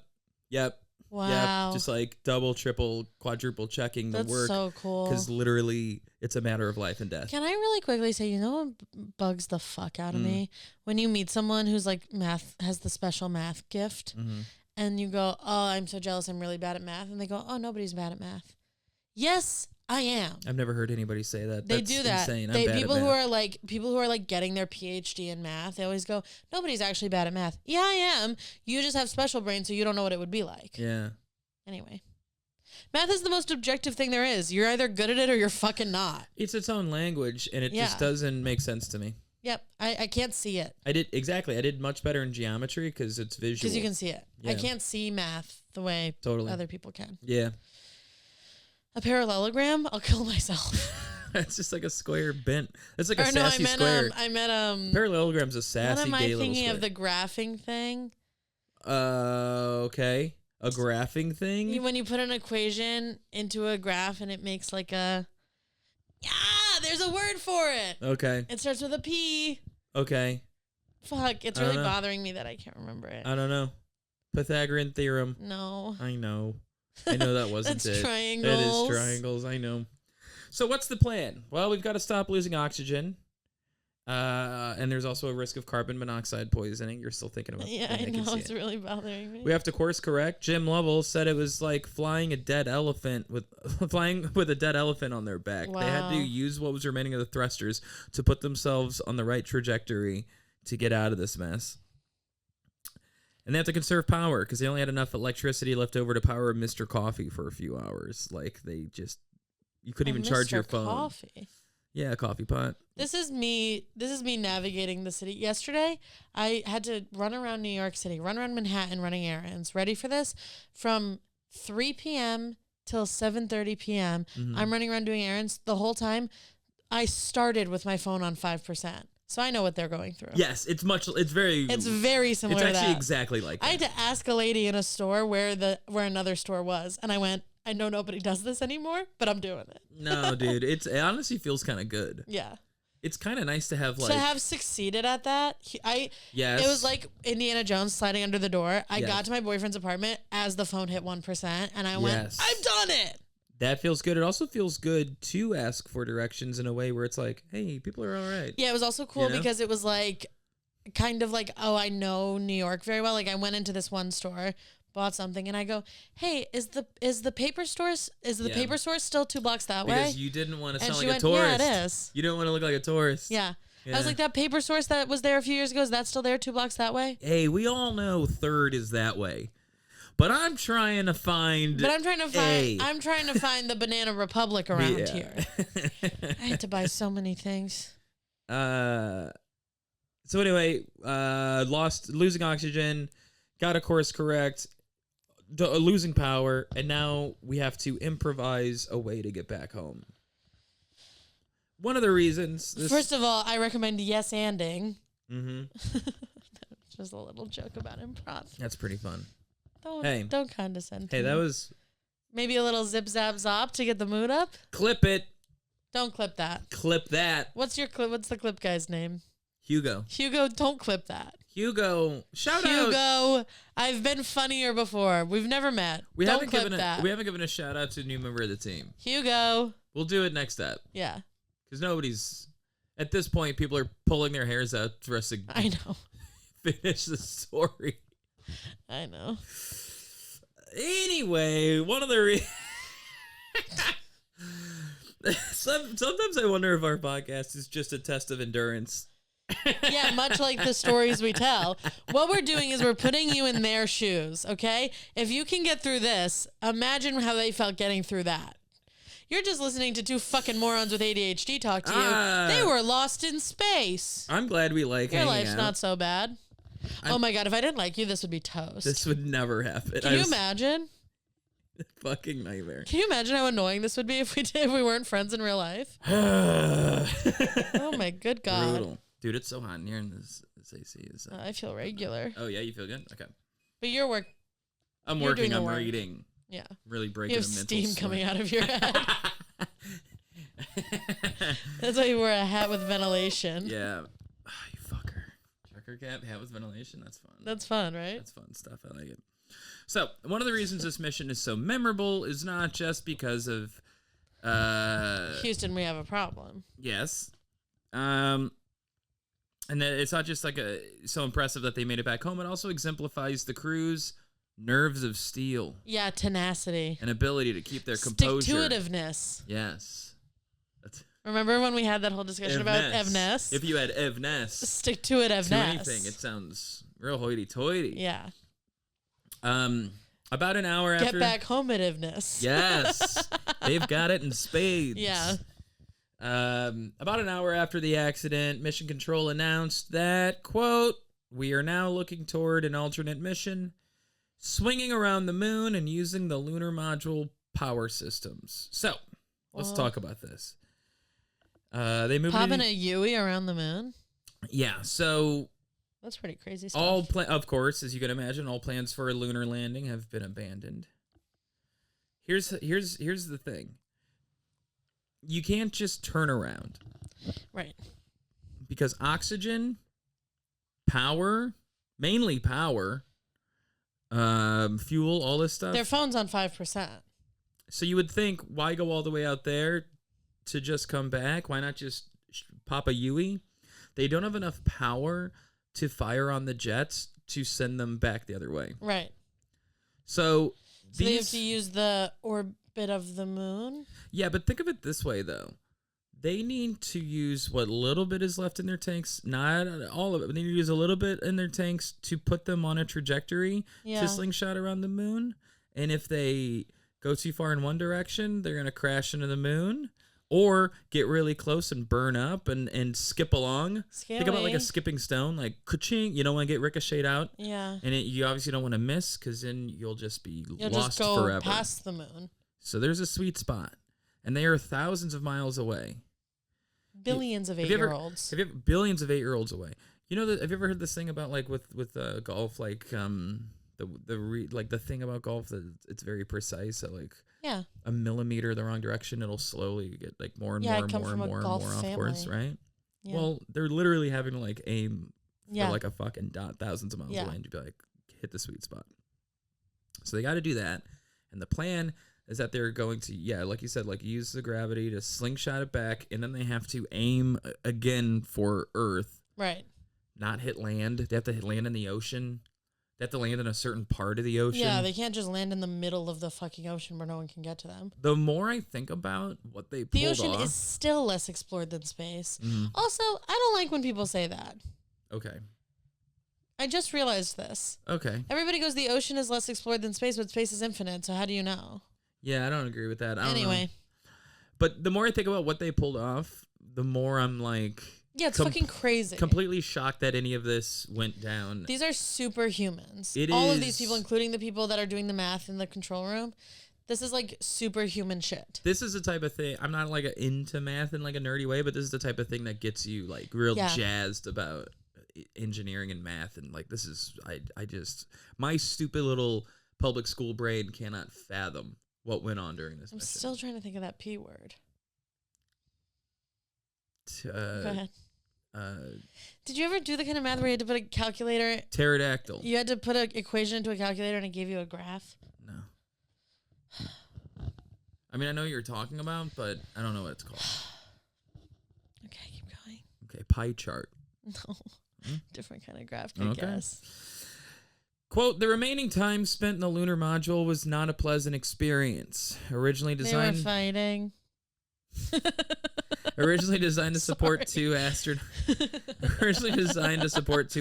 for 48 hours on the lunar surface, the lunar module had to keep 3 men alive for nearly 90 hours. Power consumption was carefully controlled, requiring the shutdown of every non-essential system such as cabin heaters, lights, and even the guidance computer. They had to fucking aim analog. Wow. Crazy. Just eyeballing it. The temperatures dropped to around 50 degrees. And there's no fluorescent algae. You damn right. There's no bioluminescence. But if anybody can do it, I think our boy Jim can. Yeah. The temperatures dropped to around 50 degrees Fahrenheit within the lunar module and in the low 40s within the darkened command module, causing moisture in the air to condense on the frigid control panels and windows. Oh, good. Water lines froze. I can't even drive when there's condensation on the windshield. Right? Water lines froze. The crew ate little and slept even less. Upon their return, I'm skipping ahead here, but I probably, whatever. When they returned, the three of them had lost 14, 11. Lovell, Spigot, and Hayes lost 14, 11, and 6.5 pounds, respectively. Hayes kind of hogging the food. He's kind of a fat ass, yeah. Kind of a little piggy. It sucks. But anyway, so back up to space. So it sucks. It really bums us all out. We all saw it too. But it's like one of those things where it's like, put the dehydrated ice cream away. We got a job to do. I know, but it's like you don't want to stir the pot. Have you ever eaten that stuff? Yeah, it made me hate ice cream for a minute. Oh, I really like it. It's so bad. Crunchy. I don't like that. It's like that it sticks to your teeth and it's crunchy. I like it a lot. Ew. Don't do that. I'll throw up. I'll throw up. If you make another realistic gagging noise, I will throw up. I'm not doing it on purpose. I have to tell you something right now. My one ick, like for some people it's like nails on a chalkboard or whatever. Yeah. My one thing is when an ice cube sticks to your tongue. Stop. I hate this. The idea of an ice cube sticking to your tongue. Like the pole scene in A Christmas Story. You hate that. Kevin's for real. His eyes are watering. He's gonna throw up. Oh my god, dude. Do you want to hear what mine is? So the ice cream kind of had that one time and I ate it and now I'm like, oh, I can't. Do you want to hear what mine is? Dude, my eyes are watering. I know it's really bad. Mine is when somebody. Oh, you're gagging. When somebody is like making scrambled eggs in a pan with a fork and the fork scratches against the pan sound. Yeah. That makes me. That does nothing for me. That makes me. Well, yours does nothing. I kind of like yours. The ice cube on your tongue. Oh, the sound. I can't. I hate this. I hate that noise. So somebody's making like scrambled eggs in the pan, which you shouldn't do. Mm-hmm. You hate that. Yeah. Or when someone's like cutting their food and the knife screams against that thing sucks. I really hate it. I hate it. That's like a nails in a that shriek is bad. I wonder why that is. What causes that? I can't believe the ice cube thing does nothing for you. Yo, Hugo, clip it. Clip it. I like getting stuff stuck to my tongue. I'm gonna start trying to make it easier for our people. Clip. I like us almost puking. What about this? This might get you. The trigger warning. Yeah. Have you ever had Dippin' Dots? Oh, dude, I know. I know. So if you stick your tongue into them and they all, you don't like that? I love that. What about popsicle? Yeah. Okay. So popsicle is like, sometimes popsicle is sticky. I know. So I have to make my mouth super wet and give it a sloppy I gotta give it a good deep throat before I even start enjoying it. Yeah. Because I can't risk having my tongue just touch it. What if your lip gets stuck to something? Is that bad too? It's less to a lesser extent. Wow. This is a weird thing you have. Okay. Yeah, I don't know why. Because an ice cube stuck to my tongue when I was a little kid and I had to like trauma. You have trauma. Peel it off. You have trauma. And that movie, A Christmas Story, I watched that every Christmas, and I think that I watched that every Christmas too. Every White Trash family watched that every Christmas. It's great. It was a movie for us. Someone in our tax bracket. I don't think there is a movie I can quote more than that movie. I know almost every line to that movie. Yeah? Yeah, my favorite one. Can you name the BB gun? Can you name what it is? The Red Rider. Yeah. I don't know if I can do the whole thing. Red Rider action something. Pump action. With a compass in stock and a thing which tells time. The thing that tells time. Yeah. A clock. But anyway. There's my favorite line in that movie is when he's waiting to meet Santa. Yeah. And there's like a lady dressed up as the Wicked Witch from The Wizard of Oz. Oh, yeah. And she's like, woo! And there's a dorky kid wearing goggles in front of him. That kid is the funniest part of the movie. The funniest part of the movie is Ralphie's response to that kid. Okay. That kid goes, I like The Wizard of Oz. Yeah. And Ralphie goes, not now, I'm thinking. It's so funny to me. It's so bratty and annoying. It's so funny. I'm thinking. I love that movie so much, man. I haven't watched it actually in a couple. Daddy's gonna kill Ralphie. Dude, the whole thing of with him like saving his family from bandits and stuff. Yeah. Is 110% how my brain worked until I was 25, probably. Yeah. You know? I love that fucking movie. It's so fucking great. Anyway, this ain't that movie. Stuck. He's got the. I can't put my arms down. Oh, I love I can't put my arms down. That's the best part of the movie. Or the neighbor dogs. The Bupkis hounds. Dude, the Bupkis hounds with the tail in the door. The ear, it's an ear. No, is it There's an an ear that gets stuck in the door. Oh, it's so good, dude. So good. The dad's eating the half-cooked turkey. You're going to get worms. Oh, yeah, and the lamp. Fragile must be Italian. I love that movie. He runs his fingers up the leg. A major award. Ralphie does it. His mom hits his hand away. So good, man. So good. Anyway, back to these ding-dongs in space. We should watch that this year. Yeah. We should do like a... There's a close call on that. He shoots his eye out. We should do...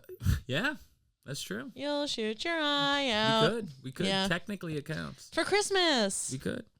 At Mission Control, teams of experts work to check out all feasible maneuvers and situations in flight simulators, feeding every planning contingency through computers. So they were using some computers. But it's much slower. But ones that are like the size of a building, not like a laptop. Not as good, not just size. That's the thing too. If anybody's young listening to this, size. Which you are. Size doesn't mean. Size doesn't matter. They were slow as fuck, dude. Slow and dumb. Leaders from all parts of the world voiced concern, and Soviet. I'm gonna fuck up this name, but Soviet. Let me see. I want to try. Soviet Premier Alexei N. Kosygin. Let me. Here, let me show me to me. Let me highlight it. Rachel, show me to me, please. Kosygin. Say the whole name. Alexei and Kosygin. Whoa. I'm guessing. Are you a secret agent? No. Yeast. What if I just started speaking fluent Russian? Yeet. Anyway, so the Soviets basically said that, quote, the Soviet government has given orders to all citizens and members of the armed forces to use all necessary means to render assistance in the rescue of the American astronauts.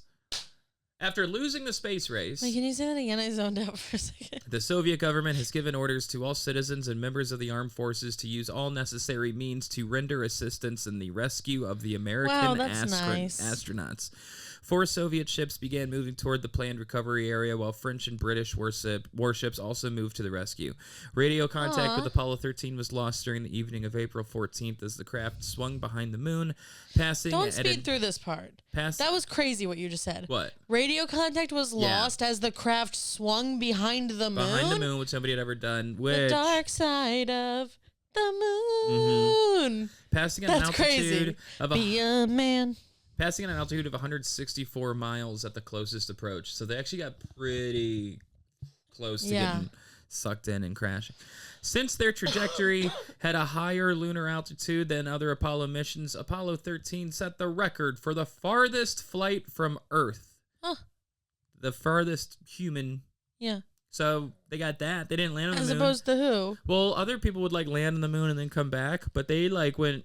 outside. But you said human, like... Well, they've sent satellites out into space, I thought you meant aliens. Never to return. No. I thought you meant, because we can assume aliens have gone further. The farthest manned craft. Yes. Than anybody. And if you're curious about the number, so farthest flight from Earth of 249,205 miles. Great. A lot of 8-year-olds. A lot of 8-year-olds. So, soon afterward, the spacecraft started along its return path home. We're swinging back now. They're just chilling in the tin can, trying not to eat so much, but we all know one little piggy's full. I'm full. Oh my God, it's like the Christmas story when show mommy how the piggy eats. Yeah, dude. I love that movie. And the dad's just disgusted. Ugh. Meatloaf. I hate meatloaf. I still say that to this day. I hate meatloaf. My mother hasn't had a hot meal in years. Yeah, dude. Christmas spirit. Let's have a Christmas spirit. Yeah. Winter.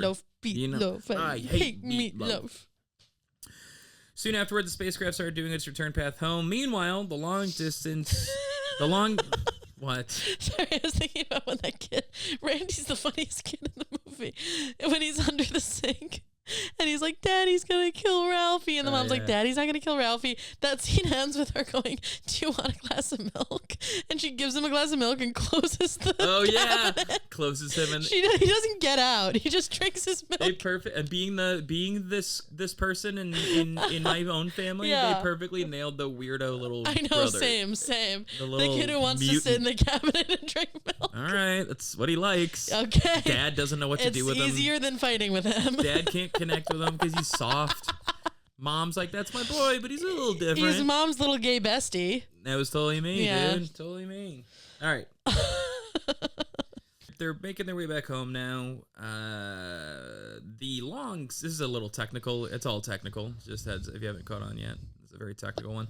The long since discarded SIVB third stage, blah, blah, blah, whatever. Basically, they had this thing that they jettisoned from the craft, which was part of the mission, to let it crash into the moon, to observe it. Apparently, it followed an independent trajectory as part of a planned experiment to cause an artificial moonquake to aid scientists in understanding the nature of the lunar interior. You gotta shake shit up to see how it lands. I think they're just seeing, hey, what happens if we crash something? What if we throw rock? Something at it? Literally what they're doing. It's literally if we found, imagine if we were in the woods and we saw something that looked like it could be mushy or solid. Yes. What would we do? And we've talked about this before. Isn't it weird how science is kind of just exactly what you think it is? Yeah.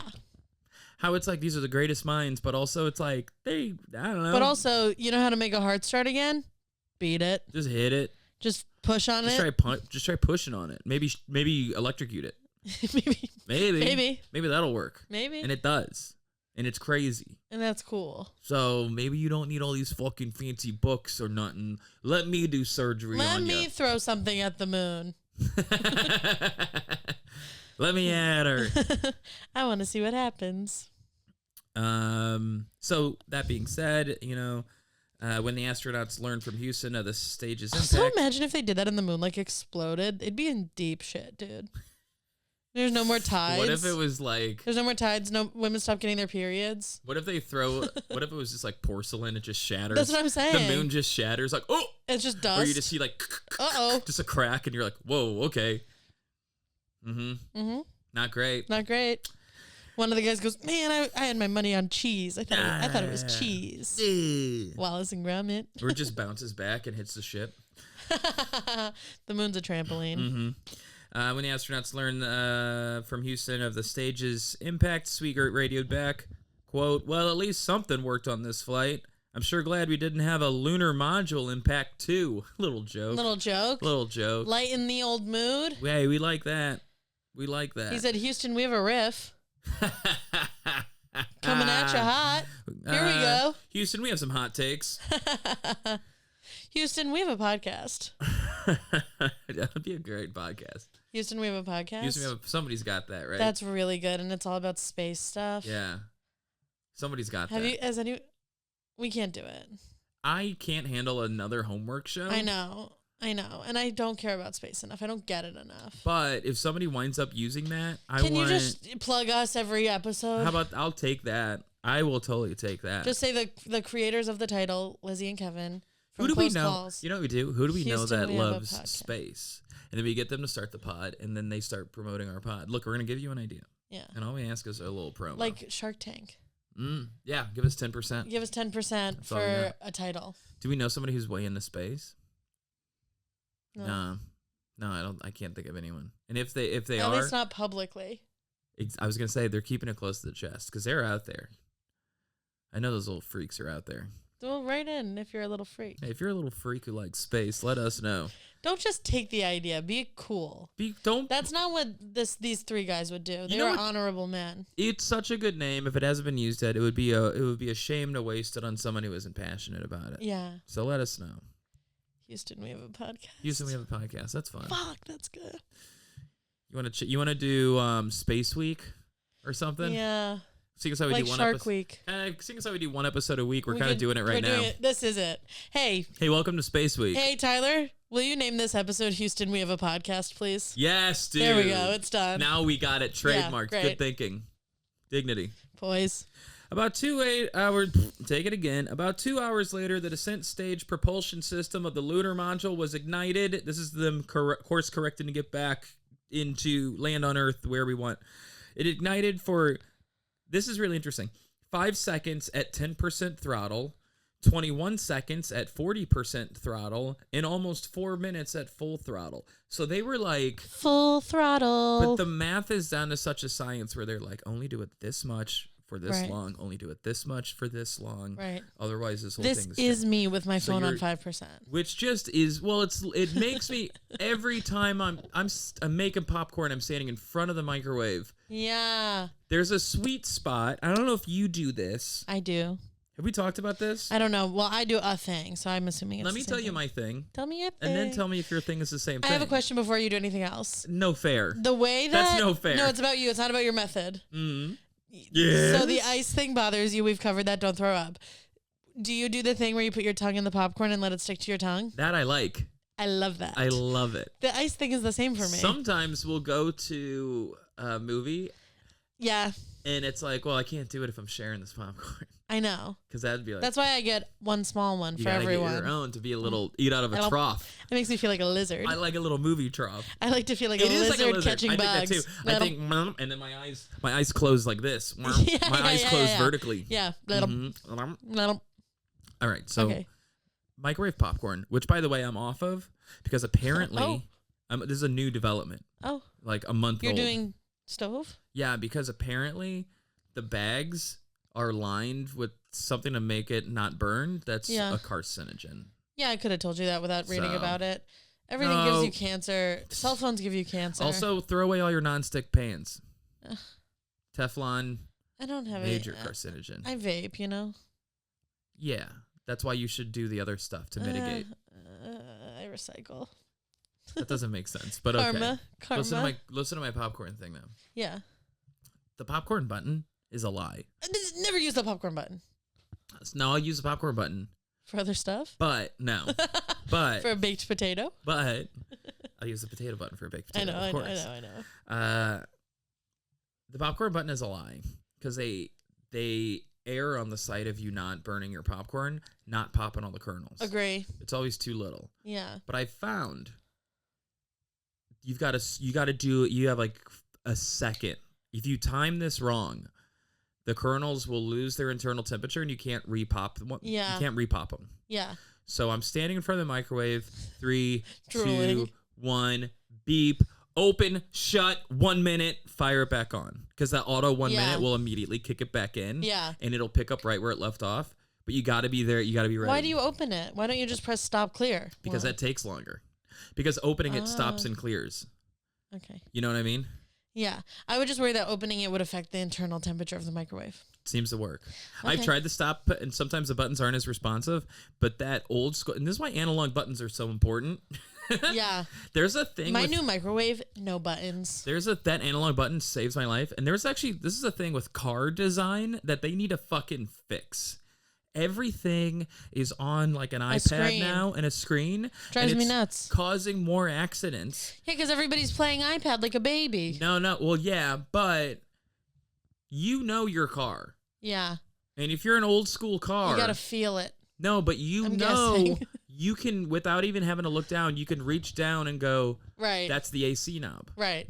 If there's no AC knob, I now have to turn and look to the menu. Yeah, it's like how I used to, when I had a phone with a keyboard, I could text without looking, but now I can't. Same with volume and everything. Yeah. So they're trying to make these things more user-friendly, and they're actually way less user-friendly. I was in an Uber today, big iPad, mm-hmm. no controls.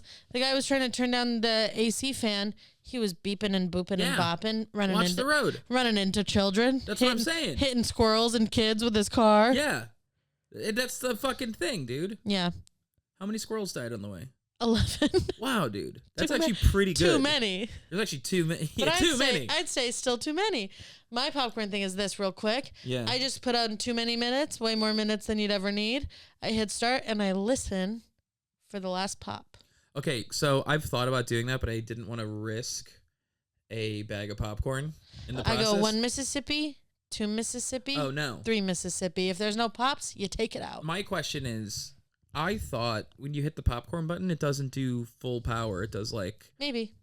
80 or something. So I thought the power was an important part. But if you're telling me I don't even need to do that, I just listen for the. Then poppings. I'm willing. I was worried if it runs too hot, it's delicate. I'll also say this: I haven't made microwave popcorn in a very long time, so microwaves might be more powerful now than they used to. I don't know. I don't know.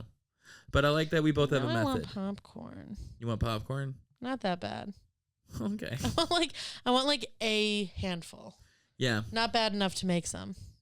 The deli down the street makes fresh popcorn every day, and they have this in-house seasoning that's phenomenal. Bitch. Maybe we'll make a run. Slay. But first we got to finish the story. So, gang, we have to pause for a sec, but when we're wearing new clothes, we're just pausing to change our clothes. I had an accident. Kevin pooped his pants. It stinks. Kevin pooped and puked when we were talking about the ice on the tongue. And now we gotta go. All right, so let's pick up where we left off. Mm-hmm. And where was that? Because I don't remember. Great. So the Apollo 13 crew had just started their return home. Yeah. If you recall... And home is Earth? Home is Earth. Okay. And they got to do some tricky trigonometry to figure out how to get on the trajectory to land in just the right spot. They got to land on like a pinhead, right? Oh, by the accuracy. Huh. The word I couldn't think of last time. I mean, earlier today. Yes. Parabola. Oh, that fucking thing. Yeah. Remember I kept saying parallelogram? Well, you guys remember because it was 10 minutes ago. Yeah, and you showed it to me. And I didn't even Google it. It's parabola. And I was more confused after you showed it to me than I was before. So funny to be so dumb you don't know how to Google something. Like, I was trying to figure it out, and I was like, I have no fucking idea how to Google what this thing is, but eventually I got there. I was talking to Jenny, girlfriend of the pod, about this idea, like, would that be like almost the same thing? Were you there, actually? No, I don't think you were there, because she would have had no, she wasn't here last time. So, something else came up very similar to this, and she was like, that might be a funny game show segment, where you have, like, a projector... Yeah. Split screen, two people's phones, and you read like a thing, and it's like you're allowed to use Google to Google your answer. Yeah. But we make fun of you for how you use Google. You know what I mean? Yeah, there are so many things that I've Googled that I'm like, this can't be the way. Yeah. To find. Oh, I was famously watching RuPaul's Drag Race, my favorite show. We all tuned in. My favorite shit to watch. We all tuned in to watch you watch Drag Race. It would be a good show. I love Drag Race. And there's a judge that's been a judge on Drag Race for a million years named Michelle Visage. Okay. And she makes a lot of jokes about being a lesbian. Yeah. So I Googled, is Michelle Visage gay? No. And the answer that came up, you know, Google gives you like the big answer that they like pull from an article. Like, the big answer that came up said Michelle Visage is a vegan. Anyway, she's married to a man. Seriously? Mm-hmm. I thought you said she does a lot of jokes about being gay. She does. How could she do that if she's not gay? Queer. Queer. Maybe she's a queer. Maybe she's a fucking queer. It's also like, if all of your friends are gay men, you can like toss in a joke about being a lesbian. That's interesting. You know what I mean? It's like we're all having fun with gender and sexuality. Yeah, I guess. I thought that was like an annoying thing. Well, like the girl who kissed one other girl in college 10 years ago and claims she's you know what I mean? Like, yeah, but like she's obviously been friends with RuPaul for like a million years. Yeah. No shade. Not trying to call her old. No tea, no shade. No tea, no shade, no pink lemonade. But she's like, you know, I'm sure if she's like sizzed, Ru knows. I'm sure if she's dabbled in the fine arts of lesbianism, Ru is aware. Right. So. Sizzed. Is that a term you came up with? Yeah, I kind of just let that fall out of my face. I think that's great. Yeah. It took me a second. Sizzed. I heard gay women don't actually really scissor. They do, but it's not the way you think. And I don't want to speak on behalf of them. Listen, I did my time, but it's not my. But I heard it's that thing. It's like it does. There's so many other things you could be doing that. On TV and in the movies, it's puss to puss. Right. In real life, it's puss to thigh. That makes way more sense. That makes sense. Yeah. That's the simplest answer. Yeah. That I get. It's like dry humping with no clothes. Exactly. Wet humping. That makes perfect sense to me. Wet humping. As opposed to mashing clits together. Yeah, that's nothing. I assume that's mashing nothing. I've never clits, tried though. it. Great band name. Wow. We are Mashing Clits. Mashing Clits. It's an all-female punk band. It's an all-female cover band of Smashing Pumpkins. Yo, whoa. Come on. Come on. Yeah, they could open for Gel. Yeah. Mashing Clits. Gel featuring Mashing Clits. Speaking of Mashing Clits, the Apollo 13 rocket is also, remember that thing we were talking about before our bathroom break about how they like dumped that, they like threw a thing, they like dumped a piece onto the surface just to see it go boom. Yeah. They threw some space junk at the moon to see if it exploded. So we left some garbage behind and now we're ready to head on back. I'm like not cool with that. It's wild. That doesn't seem like real science. Yeah, and also it is littering. It is littering. And I thought science was anti-littering. And smashing vag is clittering. Come on. Yeah. Come on. Yeah. I like that one. I like that one, I think, maybe more than I should. And doing drag is glittering. Let's fucking go, dude. That's what I'm saying, dude. Oh, I love it when we lock in. Mm-hmm. And we're here. And now we start. Guess what? We're going home. All right, so I mentioned this last week, but I think we had to like rush through it a little bit. So some of this I think I'm repeating, but I was talking about the precision, not just an angle to get back, but also like the timing and the speed and the trajectory. I'm picturing like in a sci-fi movie where they have to go through a portal that's going to close in a second. Sure. It's kind of giving me that vibe. Sure. And I think I mentioned this last time, but if I didn't, or if I did, whatever, he'll cut this. But about 2 hours after their loop around, now they're starting to face the other way, right? Boom, they made it around, they dropped some garbage, they're about to start making their way. I just picture, and I know it's not this simple because it's a much bigger rock, but I picture like a race car like drifting around, and you gotta like hit the brakes at the right time, you gotta hit the gas at the right time. So this is like how I used to drive. Yeah, I'm late, drunk, I'm littering, and I'm popping a Yui. You're fucking with the radio. Yeah. Playing with the AC. The gas is almost empty. Phone's dead. Yeah. 2% battery. Yeah. But we know most of the way back. And it says here that the way that this is how precise their instructions were to make sure that they don't completely boof this thing. Did we say boof is fun, right? It is biff. It's biff. Boof is when you put drugs up your ass. Boof is when you get drunk through your asshole. And then you become a Supreme Court justice. I'm going to stand by it. So they don't boof this thing. Yeah. I mean, they certainly don't want to get it up their ass. Well, they want to boof. Oh, but that's how they celebrate when they land. They put the rocket up their ass. Yeah. Well, so big. I was thinking vodka, but sure. The propulsion system of the lunar module was ignited for 5 seconds at 10% throttle, 21 seconds at 40% throttle, and almost 4 minutes at full throttle.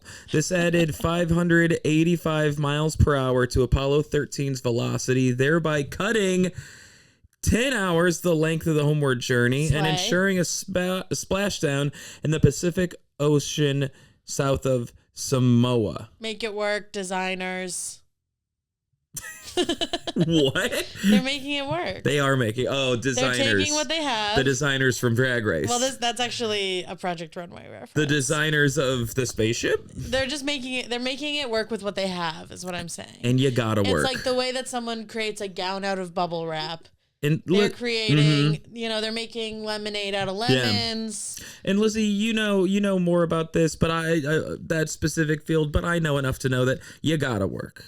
You better work. You want that Bugatti? You better work, bitch. You gotta work, bitch. Is it better work, bitch? I thought it was gotta work. You better work, bitch. I like gotta because better sounds like maybe you could without work. Gotta feels like the way like you come home from a long day with calloused hands and you're like, you gotta work. I think that's why I like it. I think that's why it spoke to me a little bit. But it's like, you better work. You better work leaves the possibility of getting it without work, which is, I guess, a thing. I just hate to admit it. You better work is sort of used towards someone who is already working it. Yeah. So when someone's really working up there, you go, you better work. You know? Yeah, mine is more you gotta work. You got time to lean, you got time to clean. Yeah. Mister. Yeah. Yours is like when people ask how you get something in comedy. You gotta work. You gotta work. How do you get to Carnegie Hall? Practice. You better work, practice, bitch. Practice. You better work, bitch. That's the new, how do you get to Carnegie Hall? You better work, bitch. So the boys have a long drive home. They've got all the math figured out to, do you think to get back. Are they doing tunes? As long as they don't fuck it up. They had a little, they showed this in the movie. This was part of the broadcast that they didn't air. That no television network Yeah. put up. Sad. One of them has a Walkman. Cute. And he was playing Spirit in the Sky. Yeah.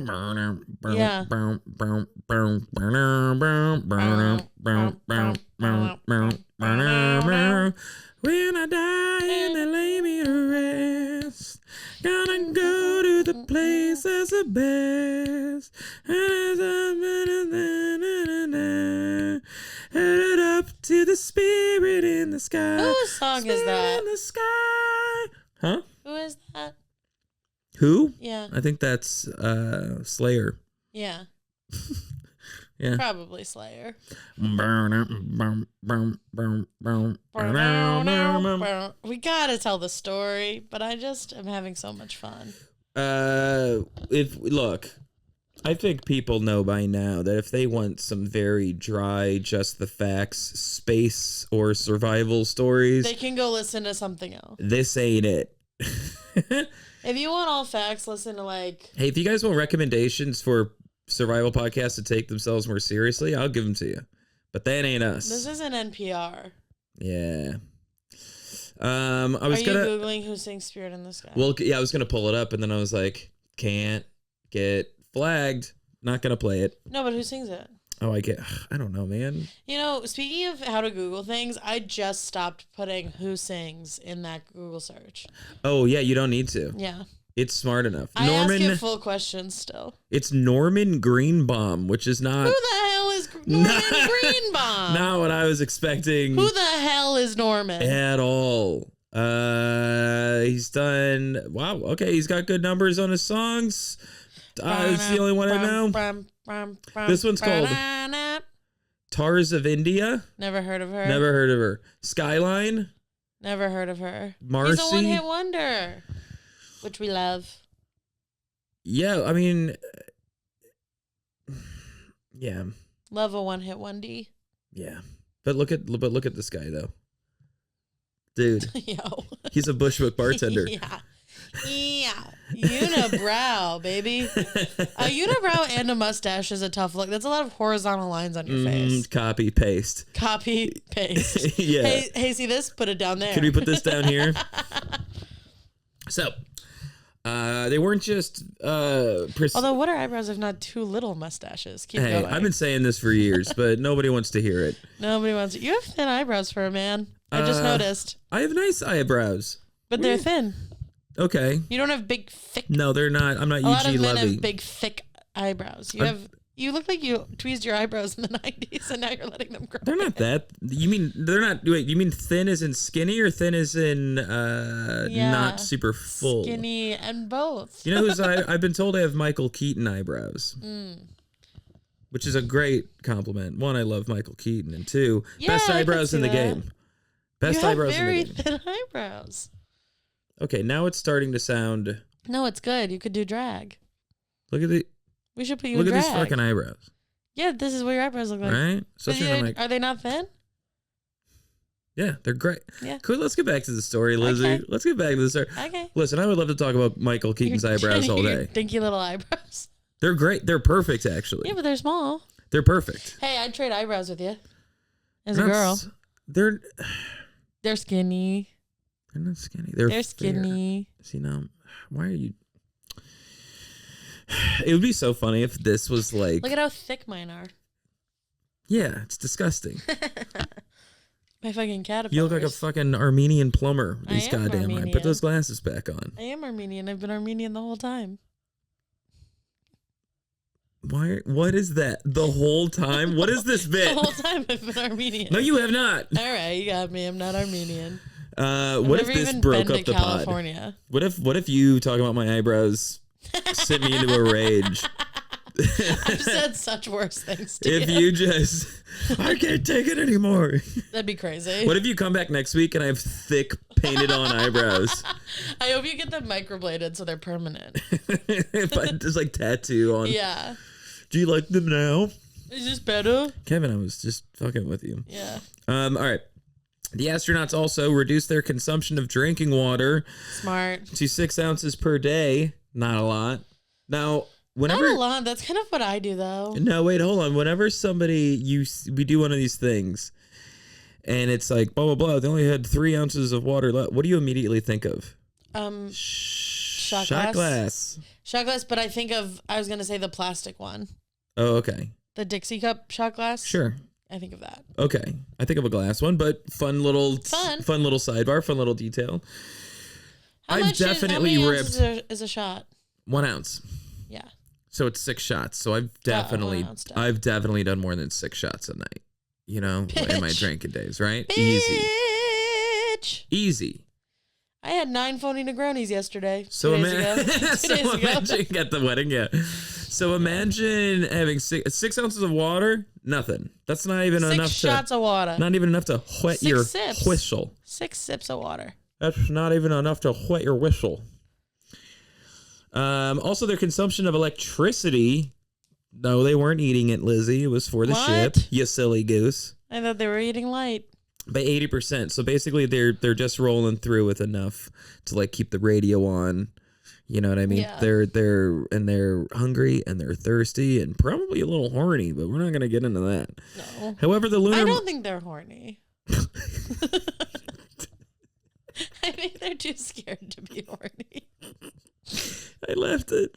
You sounded like a rich mom. I don't think they're horny at all. Oh, I would never. I don't think they're horny. I don't think they're doing that. Oh, and for anybody wondering at home... I'll let you know right now that the lunar module's lithium hydroxide cartridges that removed carbon dioxide from the air would only last about 50 hours. And those from the command module were not designed to fit Aquarius. So fucking strap in, okay? What are they gonna do? Okay. You're almost doing the voice of like the kid in school who would raise his hand and try to correct the teacher and then be actually. No. That kid, if you're that kid and you're listening to this, you suck a dick. No, don't tell kids to suck a dick. Kick a rock. My dad said you can get pregnant from the butt, actually. So my dad says you can get herpes from a toilet seat. Mm-hmm. My dad told my mom that's how he got it. My dad told me you actually didn't even get a divorce, that your husband mysteriously disappeared. Who is this kid? This kid's got all the tea. It's not actually kid, but he just has tea. He just has fucking dirt on all the teachers. He just is a shitty bitch who lives for drama. Well, actually, my dad says you wear Spanx. Who is your dad? Why does your dad have so much info on me specifically? My dad said the kid you adopted belonged to your 16-year-old sister. What a little shithead. All right, so let's talk about this the carbon dioxide situation. Don't love that. If we recall, the oxygen tank blew up. Yeah. And damaged the second oxygen tank. So Yeah. they're all on like reserve oxygen. Yeah. Not only do you run out of breathable air, but when you exhale carbon dioxide, which means you can get carbon dioxide poisoning before you even suffocate. Mm-hmm. So there are filters, of course, in place, just like an airplane or anything would have. However, since they're in a different craft, remember they had to move to the... I never knew airplanes had that. They had to move... I mean, whatever. It's like your air circulator. Cars have them. Like, you have, like, filters that, you know... I think cars have them, right? Yeah, that'd be crazy. Okay. Anything with the window up. Submarines, whatever, dude. So that's why airplane, you don't get trapped with a fart. That's why you don't get trapped with a fart. Because whenever I've smelled the fart on an airplane, I've gone, this is about to be the whole time. And it's not. But it's not. No. That's also Rip not ass on the plane, gang. Well, that's also not why, but yeah, dude, I once farted on a plane because the so fart bad. spreads out? I always thought it was because the fart spreads out. It spreads out. And people are breathing it up. Yeah. And you then farted on a plane bad. So bad. The lady the lady across the aisle, like next to me, Threw at up. an aisle seat. You could tell she put her shirt up over her nose. Yeah, I'll do that. I'll make a big scene. And it was, I'll make a big scene if someone farts on a plane. It was true. I'm not proud of this. It was truly the worst fart. Were you hungover? No. You know what it is? You were regular? This was on the flight back from Spain like 3 weeks ago. Oh my God. You're fully grown and sober. You know what it is, dude? At the airport, I was waiting. I got some food. And then when I got on the plane, they fed us a little something. And then they gave us a snack. And all 3 of those meals were cheese. Yeah. Yeah. I had like a little charcuterie thing, cheese. I had a little truffle mac and cheese as like the meal. Yeah. They're serving truffle on the plane? Okay, first class. Okay, Rich. We had good seats. Okay, Rich. We had good seats. Okay, Rich. I'm happy to say. Serving truffle on a plane, I think, is a travesty. It was good. The smell is so pungent. Oh, yeah. I don't like truffle. I'm not a big truffle guy. The dude, last flight, Penang curry I had. Your favorite? Yeah. If I was on a plane and they were serving truffle mac and cheese, I would do terrorism. No, it was good. But I'm telling you, I hate the smell of truffle. Yeah, but you'll never be allowed up in these seats. I know. So it's fine. I know. It's actually quite fine. I famously belong in coach. yeah, dude. You don't have a hoity-toity girlfriend. No. Yet. No. All right, so here's the thing. Lunar module that remember they're cramped inside the lunar module. Yep. Remember? I remember. Okay. And it's only big enough for 2, and there's 3 of them. Yep. Somebody's sitting on someone's lap. Yep. It's and real they'll cramped. never tell who. And so what they've got to do is they've got to make sure that the air situation where they are is good. Mm-hmm. Right? Yeah. Or they'll die of carbon monoxide poisoning. Dioxide poisoning. Okay. You're up to speed. Yeah. What do? Well, like I said, the command module, they've got to take the filter out of that and then bring it into the lunar module to try to make it work. But the filters are different sizes. The things that the filters, they got to make it work. The things that the filter goes into is different sizes. So here's what happened. Engineers on the ground got to work creating a makeshift adapter that astronauts could build out of excess parts that they had on the plane. They went full They're MacGyver. literally making it work. Full MacGyver. They were like, all right, well, you're not going to be doing a spacewalk, so we can take apart one of your suits, take the tube from the suit, and then they can take this other piece from this other thing, and blah, blah, blah. Here's the thing. The makeshift lithium hydroxide canister was a critical improvised solution during the mission.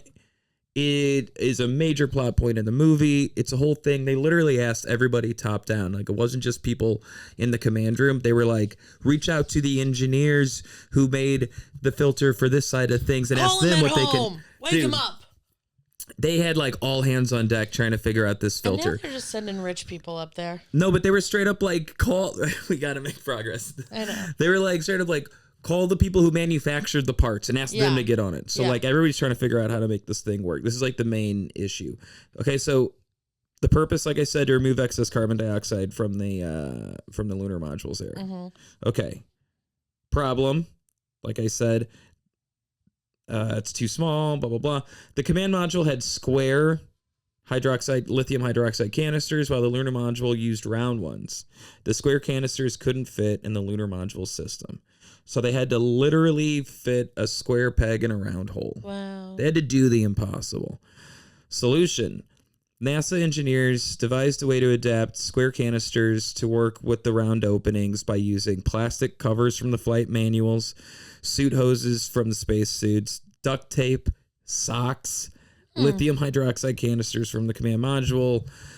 And what they did is they built the device following instructions that were being radioed to them from mission control. Wow. So that's crazy. They were literally like, okay, but gather this. We're going to walk you through it. NASA's engineers referred to the improvised device as the mailbox. And it worked perfectly. It successfully removed the carbon dioxide from the lunar module's air. It took the astronauts about an hour to construct, and this improvisation is considered one of NASA's greatest achievements in problem solving, and is often referred to as, quote, the greatest space hack ever. And space hack is real funny to me for some reason. I don't know why. Space hack. Fucking space hack. And if you want to see it, it's in the Smithsonian. Go to the Smithsonian. I want to go to the Smithsonian sometime. Get on a plane. I think that's super cool. I think that's super cool that they were literally like, okay, rip the cover off this, put it over this, put it in this bag, tie it up, blah, blah, blah, stick a sock in it, hope for the bet. Here's hoping you don't die. And like somebody having to think of like, what do they have up there that we like... You know what I mean? Like, the flight manual is not something you think of when you think of the list of things they have. Yeah, so what they did is they had to, like, literally go, okay, we need to make this thing happen. We need to make this thing happen off improvised parts, and we can't bring them anything. And I think they, like, went in the simulator, looked around. Yeah. What's around here? What do we got? You know? Wow. That's really cool. It's crazy. Yes, and how fucking, and now they're gonna be like, breathe into this crazy little thing. Yeah, breathe into the hole. Scary. On April 17th, 1970, hours before re-entry, the crew jettisoned the service module from the command and lunar modules. Photographs taken. What does that mean? The crew jettisoned, got rid of the service module from the so they had. Got it. Extra parts, I guess. I don't know. I don't know. They let it go. They let it go. I don't know what a service module is, but they got rid of it. Bye. So long, service module. Oh, I know what it is. It's part of, you know, how they like shed parts when they take off. Yeah, that's what so they shed some parts when they land. They didn't land. They shed some parts when they basically leave a bunch of garbage behind, so that you're only kind of dealing with what you need. But when they detached the service module, they could see that the entire side panel was blown off, and you could see like mangled cords and whatever, and their life support systems. An alien stuck to the side, suction cups. Exactly. But it's like they let go and they were like, damn. They'll never tell you that. That was the explosion. And no, they're not going to tell you that either. They'll never tell you that part. It's cool. You guys want to see what's really going on up there? Subscribe to the page, okay? Yeah. And, we'll draw it. We'll draw If you want to talk ratings, the drama and the mission temporarily re-engaged public interest in the Apollo missions. Now you're interested. Though NASA was initially unable to secure airtime on major television networks for the first broadcast, upwards of 40 million people watched the splashdown live, with many tens of millions more following the news around the world. That's so many people. So annoying, though. They only care when they're in trouble. I know. Quote, among those closely following the missions was U.S. President Richard Nixon, who met the crew. Yeah, well, he was the guy at the time who met the crew a day after splashdown to award them with the Presidential Medal of Freedom. God, you gotta almost die in space, and then you gotta meet Tricky Dick Nixon. Tricky Dick, I know, but hey, what a flex is having that medal. Yeah. The nation's highest civilian honor, by the way. Calling them civilians seems kind of insulting. They're fucking space marines, but whatever. Nixon later awarded another Presidential Medal of Freedom to the mission operations team at Houston. The close call of Apollo 13. Close call? I know. Unsettled Nixon. You know, they said in the movie Apollo 13, there's a moment where one of the reporters says close call, and I immediately started singing our theme song. Pavlovian. You should clip it, use it as a drop. Yeah, the close call. Oh, yeah, that'd be good. Close call, but you didn't die. Yeah, the close call. They know the song. They listen to it more than we do. Yeah, the close call. Yeah, the close call. Gotta talk about it. Oh, yeah. Laugh and cry about it. Isn't that life, though? Yeah, the close call. A pretty close call. Yeah, anyway, cut all that. You guys know the song. We're cute. Who cares? You do you. Tyler, how you doing, bud? You good? Great to hear it. Great. Oh,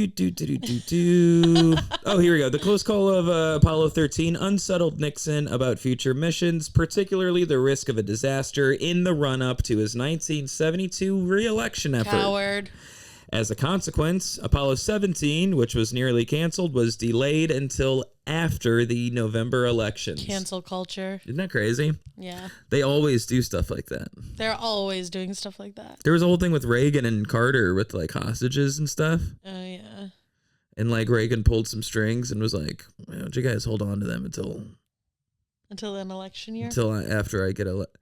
No, because he wanted to. He was like, "I'm going to be tough on this hostage situation," and then he got elected.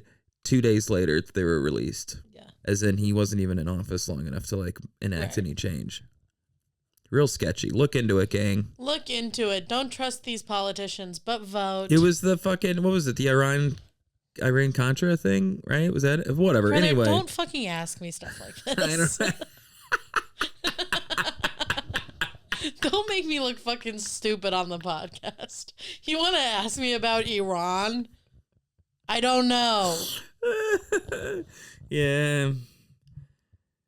Right now, somebody knows what I'm talking about, and they're screaming because I was probably wrong. So at least you get to. I wasn't alive yet. I was a baby. I don't think I was even a baby. Bill Clinton was president when I was a baby. It's not like I was living it, Lizzie. Yeah, but I go down YouTube rabbit holes. When I took history class, there was more history than when you did. That's funny. There was more stuff to cover. We had to do 9/11. That's a funny bit.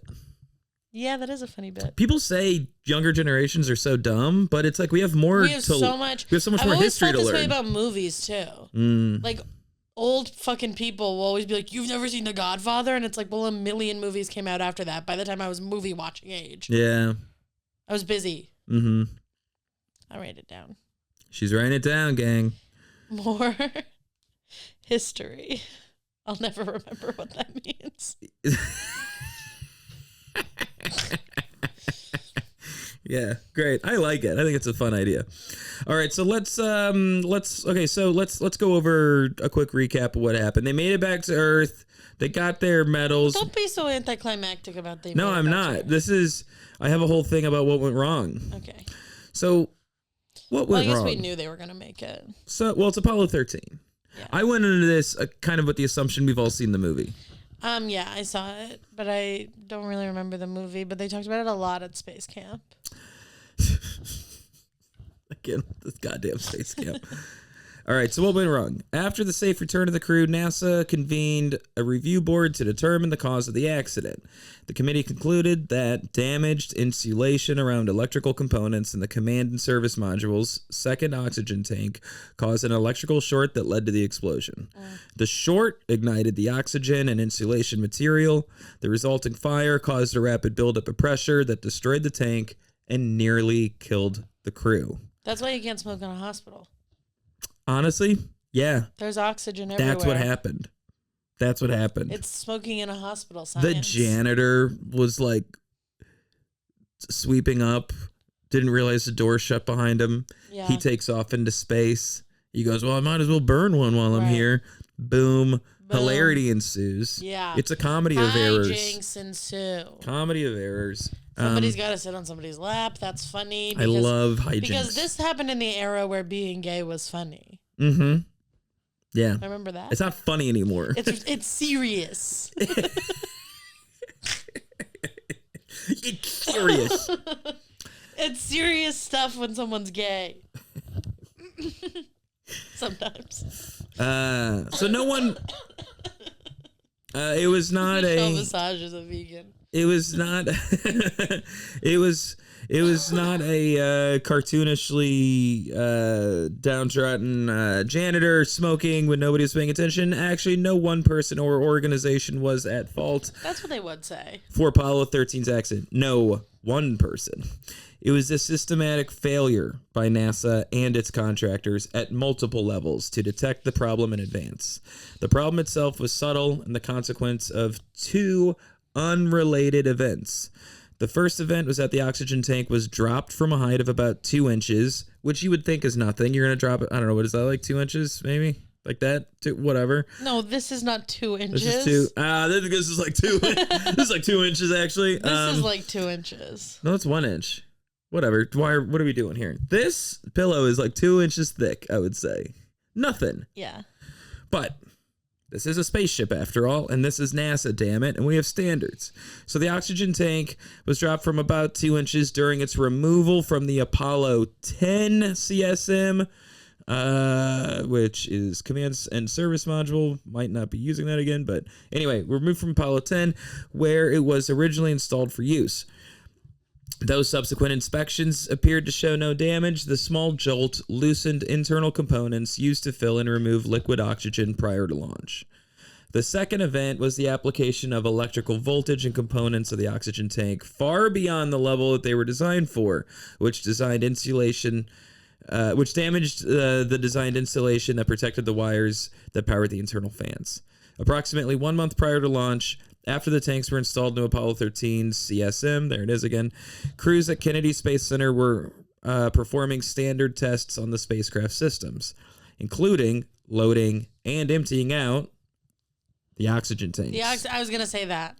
When the test was completed and it was time to purge both tanks of oxygen, oxygen tank 2, due to its loose fill drain assembly, did not fully empty out. Do you see this whole like butterfly effect that happened here? It's a Rube Goldberg machine. Yeah, exactly.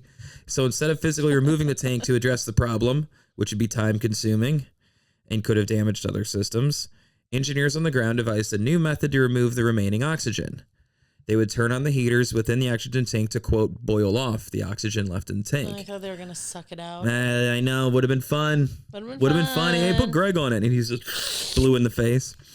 So they were gonna try oxygen is good for the face color. It's what?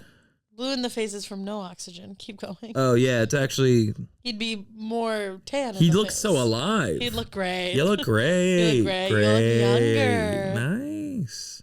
Botox? Oh, oxygen. Okay. That could be the next thing. Breathing? Yeah. Could be huge. Purified oxygen. Could be huge for like us. Cans of air. There are oxygen bars. That was like a thing they tried to take off for a while. Didn't stick. Casinos. They tried it. Casinos? Casinos pump oxygen in. You don't know about this? No, what's that? Casinos pump oxygen because you smoke in there? No, so that you like don't get like a headache. When you're losing. So you stay longer. when you're like, oh, God. Yeah. No headache though. It just like makes you feel better. I see that. So you stay longer. Light keeps you light. You know why they have ugly carpets? So you don't look down. Keep your eyes on the slots. Really? Yeah. Dude, I'm fascinated no by clocks, no windows. Pump in the oxygen, make the carpet ugly. I know the clocks, windows thing, but I'm fascinated by the amount of engineering that goes into a casino. And no sharp corners. You know about that one? You know how they're always, they like, want round? Open. They don't want you to feel like you're deciding to stay. If you have to make a hard right turn, that's like a decision. But if you're just following the flow of a circle, you're just kind of wandering.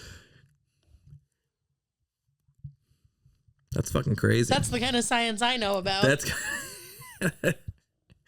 All right. So boiling off the oxygen, the risk of this damaging, blah, blah, blah.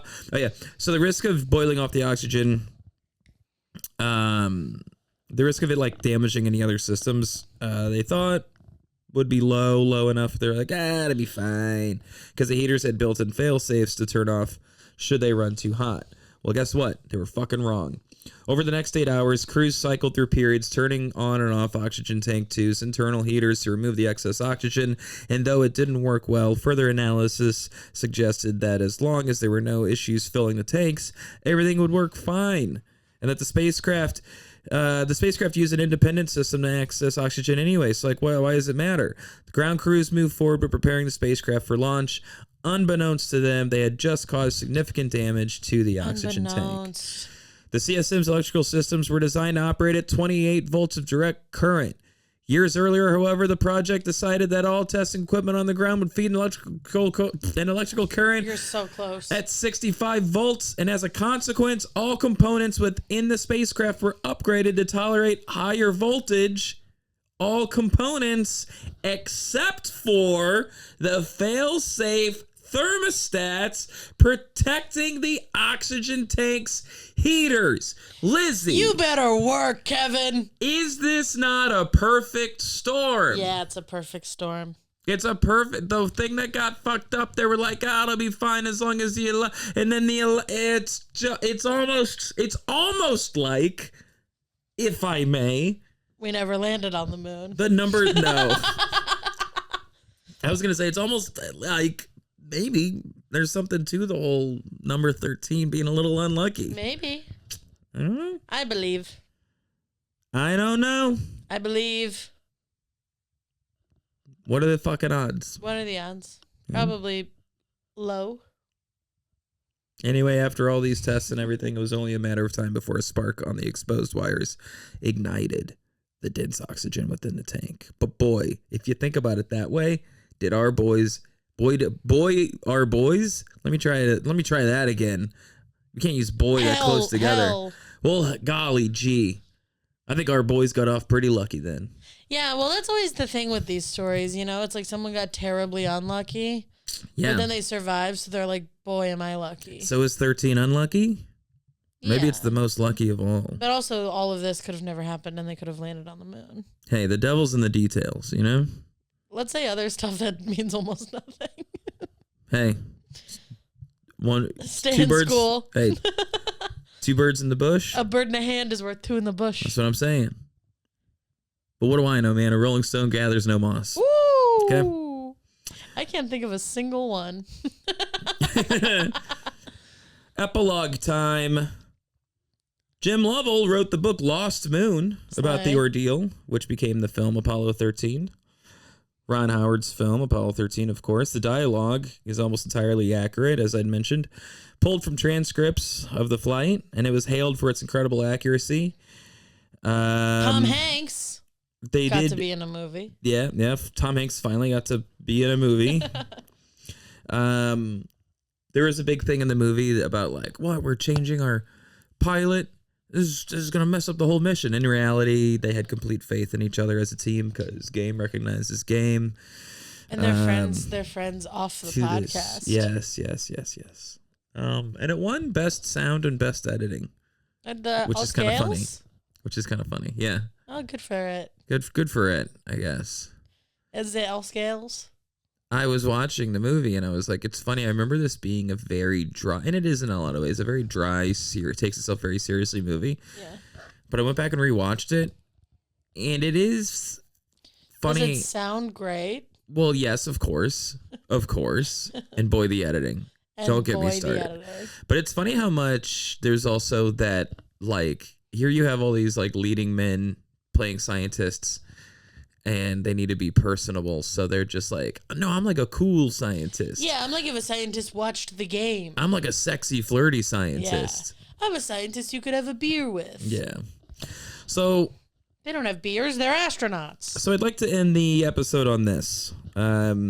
These are the last lines of the movie. Hit me. Tom Hanks, Jim Lovell. I believe this is also pulled from Jim's book Lost Moon, which is why they decided to close with it. And I thought it was nice, and I think this is how we'll sign off today. Our mission was called a successful failure. Oh boy, I fucked it up. Oh my god, you really teed it up and then you just flat tired immediately. Really just fucking boofed. You just hit a possum. Oh dude, can you let possum? I think about it all the time. I can still see its eyes. I made direct eye contact right before you hit it. Swallow your water. When we were driving pitch black through Springfield, the headlights hit it, and I looked right into its eyes, and then I felt it die underneath us. The way it went, boom. There was just the way it hit the front of the car, not just the tires. I forgot. Lives inside my bones. I forgot about the fucking possum. We all went quiet, just enough time to see it coming. We saw it moment, like it was like a beat of like perfect silence where we all went, oh, it's a possum. And then boom. And then we all screamed at the same time. No, what happened was it stayed silent until you turned off the music. And as soon as the music turned off, we all screamed at the same time.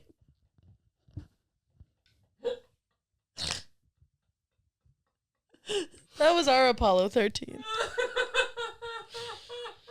That was our oxygen tank exploding. Dude, I forgot. Yeah, I cut the radio because I was like, well, this needs to be addressed. And then just screaming from the rest of the car. I saw its life flash before Dude, its eyes. that was crazy. Anyway. I think I did the right thing. Yeah, you did. Not swerving at all. You did. You could have killed all of your friends, but you just killed one possum. Driving is a big responsibility. Okay. Do it sober. Here we go. That's what I want to say last. Now you go. Yes. Yes, dude. Yes. Okay, great. Last lines. Take 2. Our mission was called a successful failure in that we returned safely but never made it to the moon. In the following months, it was determined that a damaged coil built inside the oxygen tank sparked during our cryostir and caused the explosion that crippled the Odyssey. It was a minor defect that occurred 2 years before I was even named the flight's commander. Fred Hayes was going back to the moon on Apollo 18, but his mission was canceled because of budget cuts. He never flew in space again. Nor did Jack Swigert, who left the astronaut corps and was elected to Congress from the state of Colorado. Slay. But he died of cancer before he was able to take office. Ken Mattingly orbited the moon as command module pilot of Apollo 16 and flew the space shuttle, having never gotten the measles. Huh. Gene Kantz retired as director of flight operations just not long ago, which the movie was in the 90s, so now it was long ago. And many other members of Mission Control have gone on to other things, but some are still there. As for me, the 7 extraordinary days of Apollo 13 were my last in space. I watched other men walk on the moon and return safely, all from the confines of Mission Control and our house in Houston. I sometimes catch myself looking up at the moon, remembering the changes of fortune in our long voyage, thinking of the thousands of people who worked to bring the 3 of us home. I look up at the moon and wonder, when will we be going back, and who will that be? The end. Bye.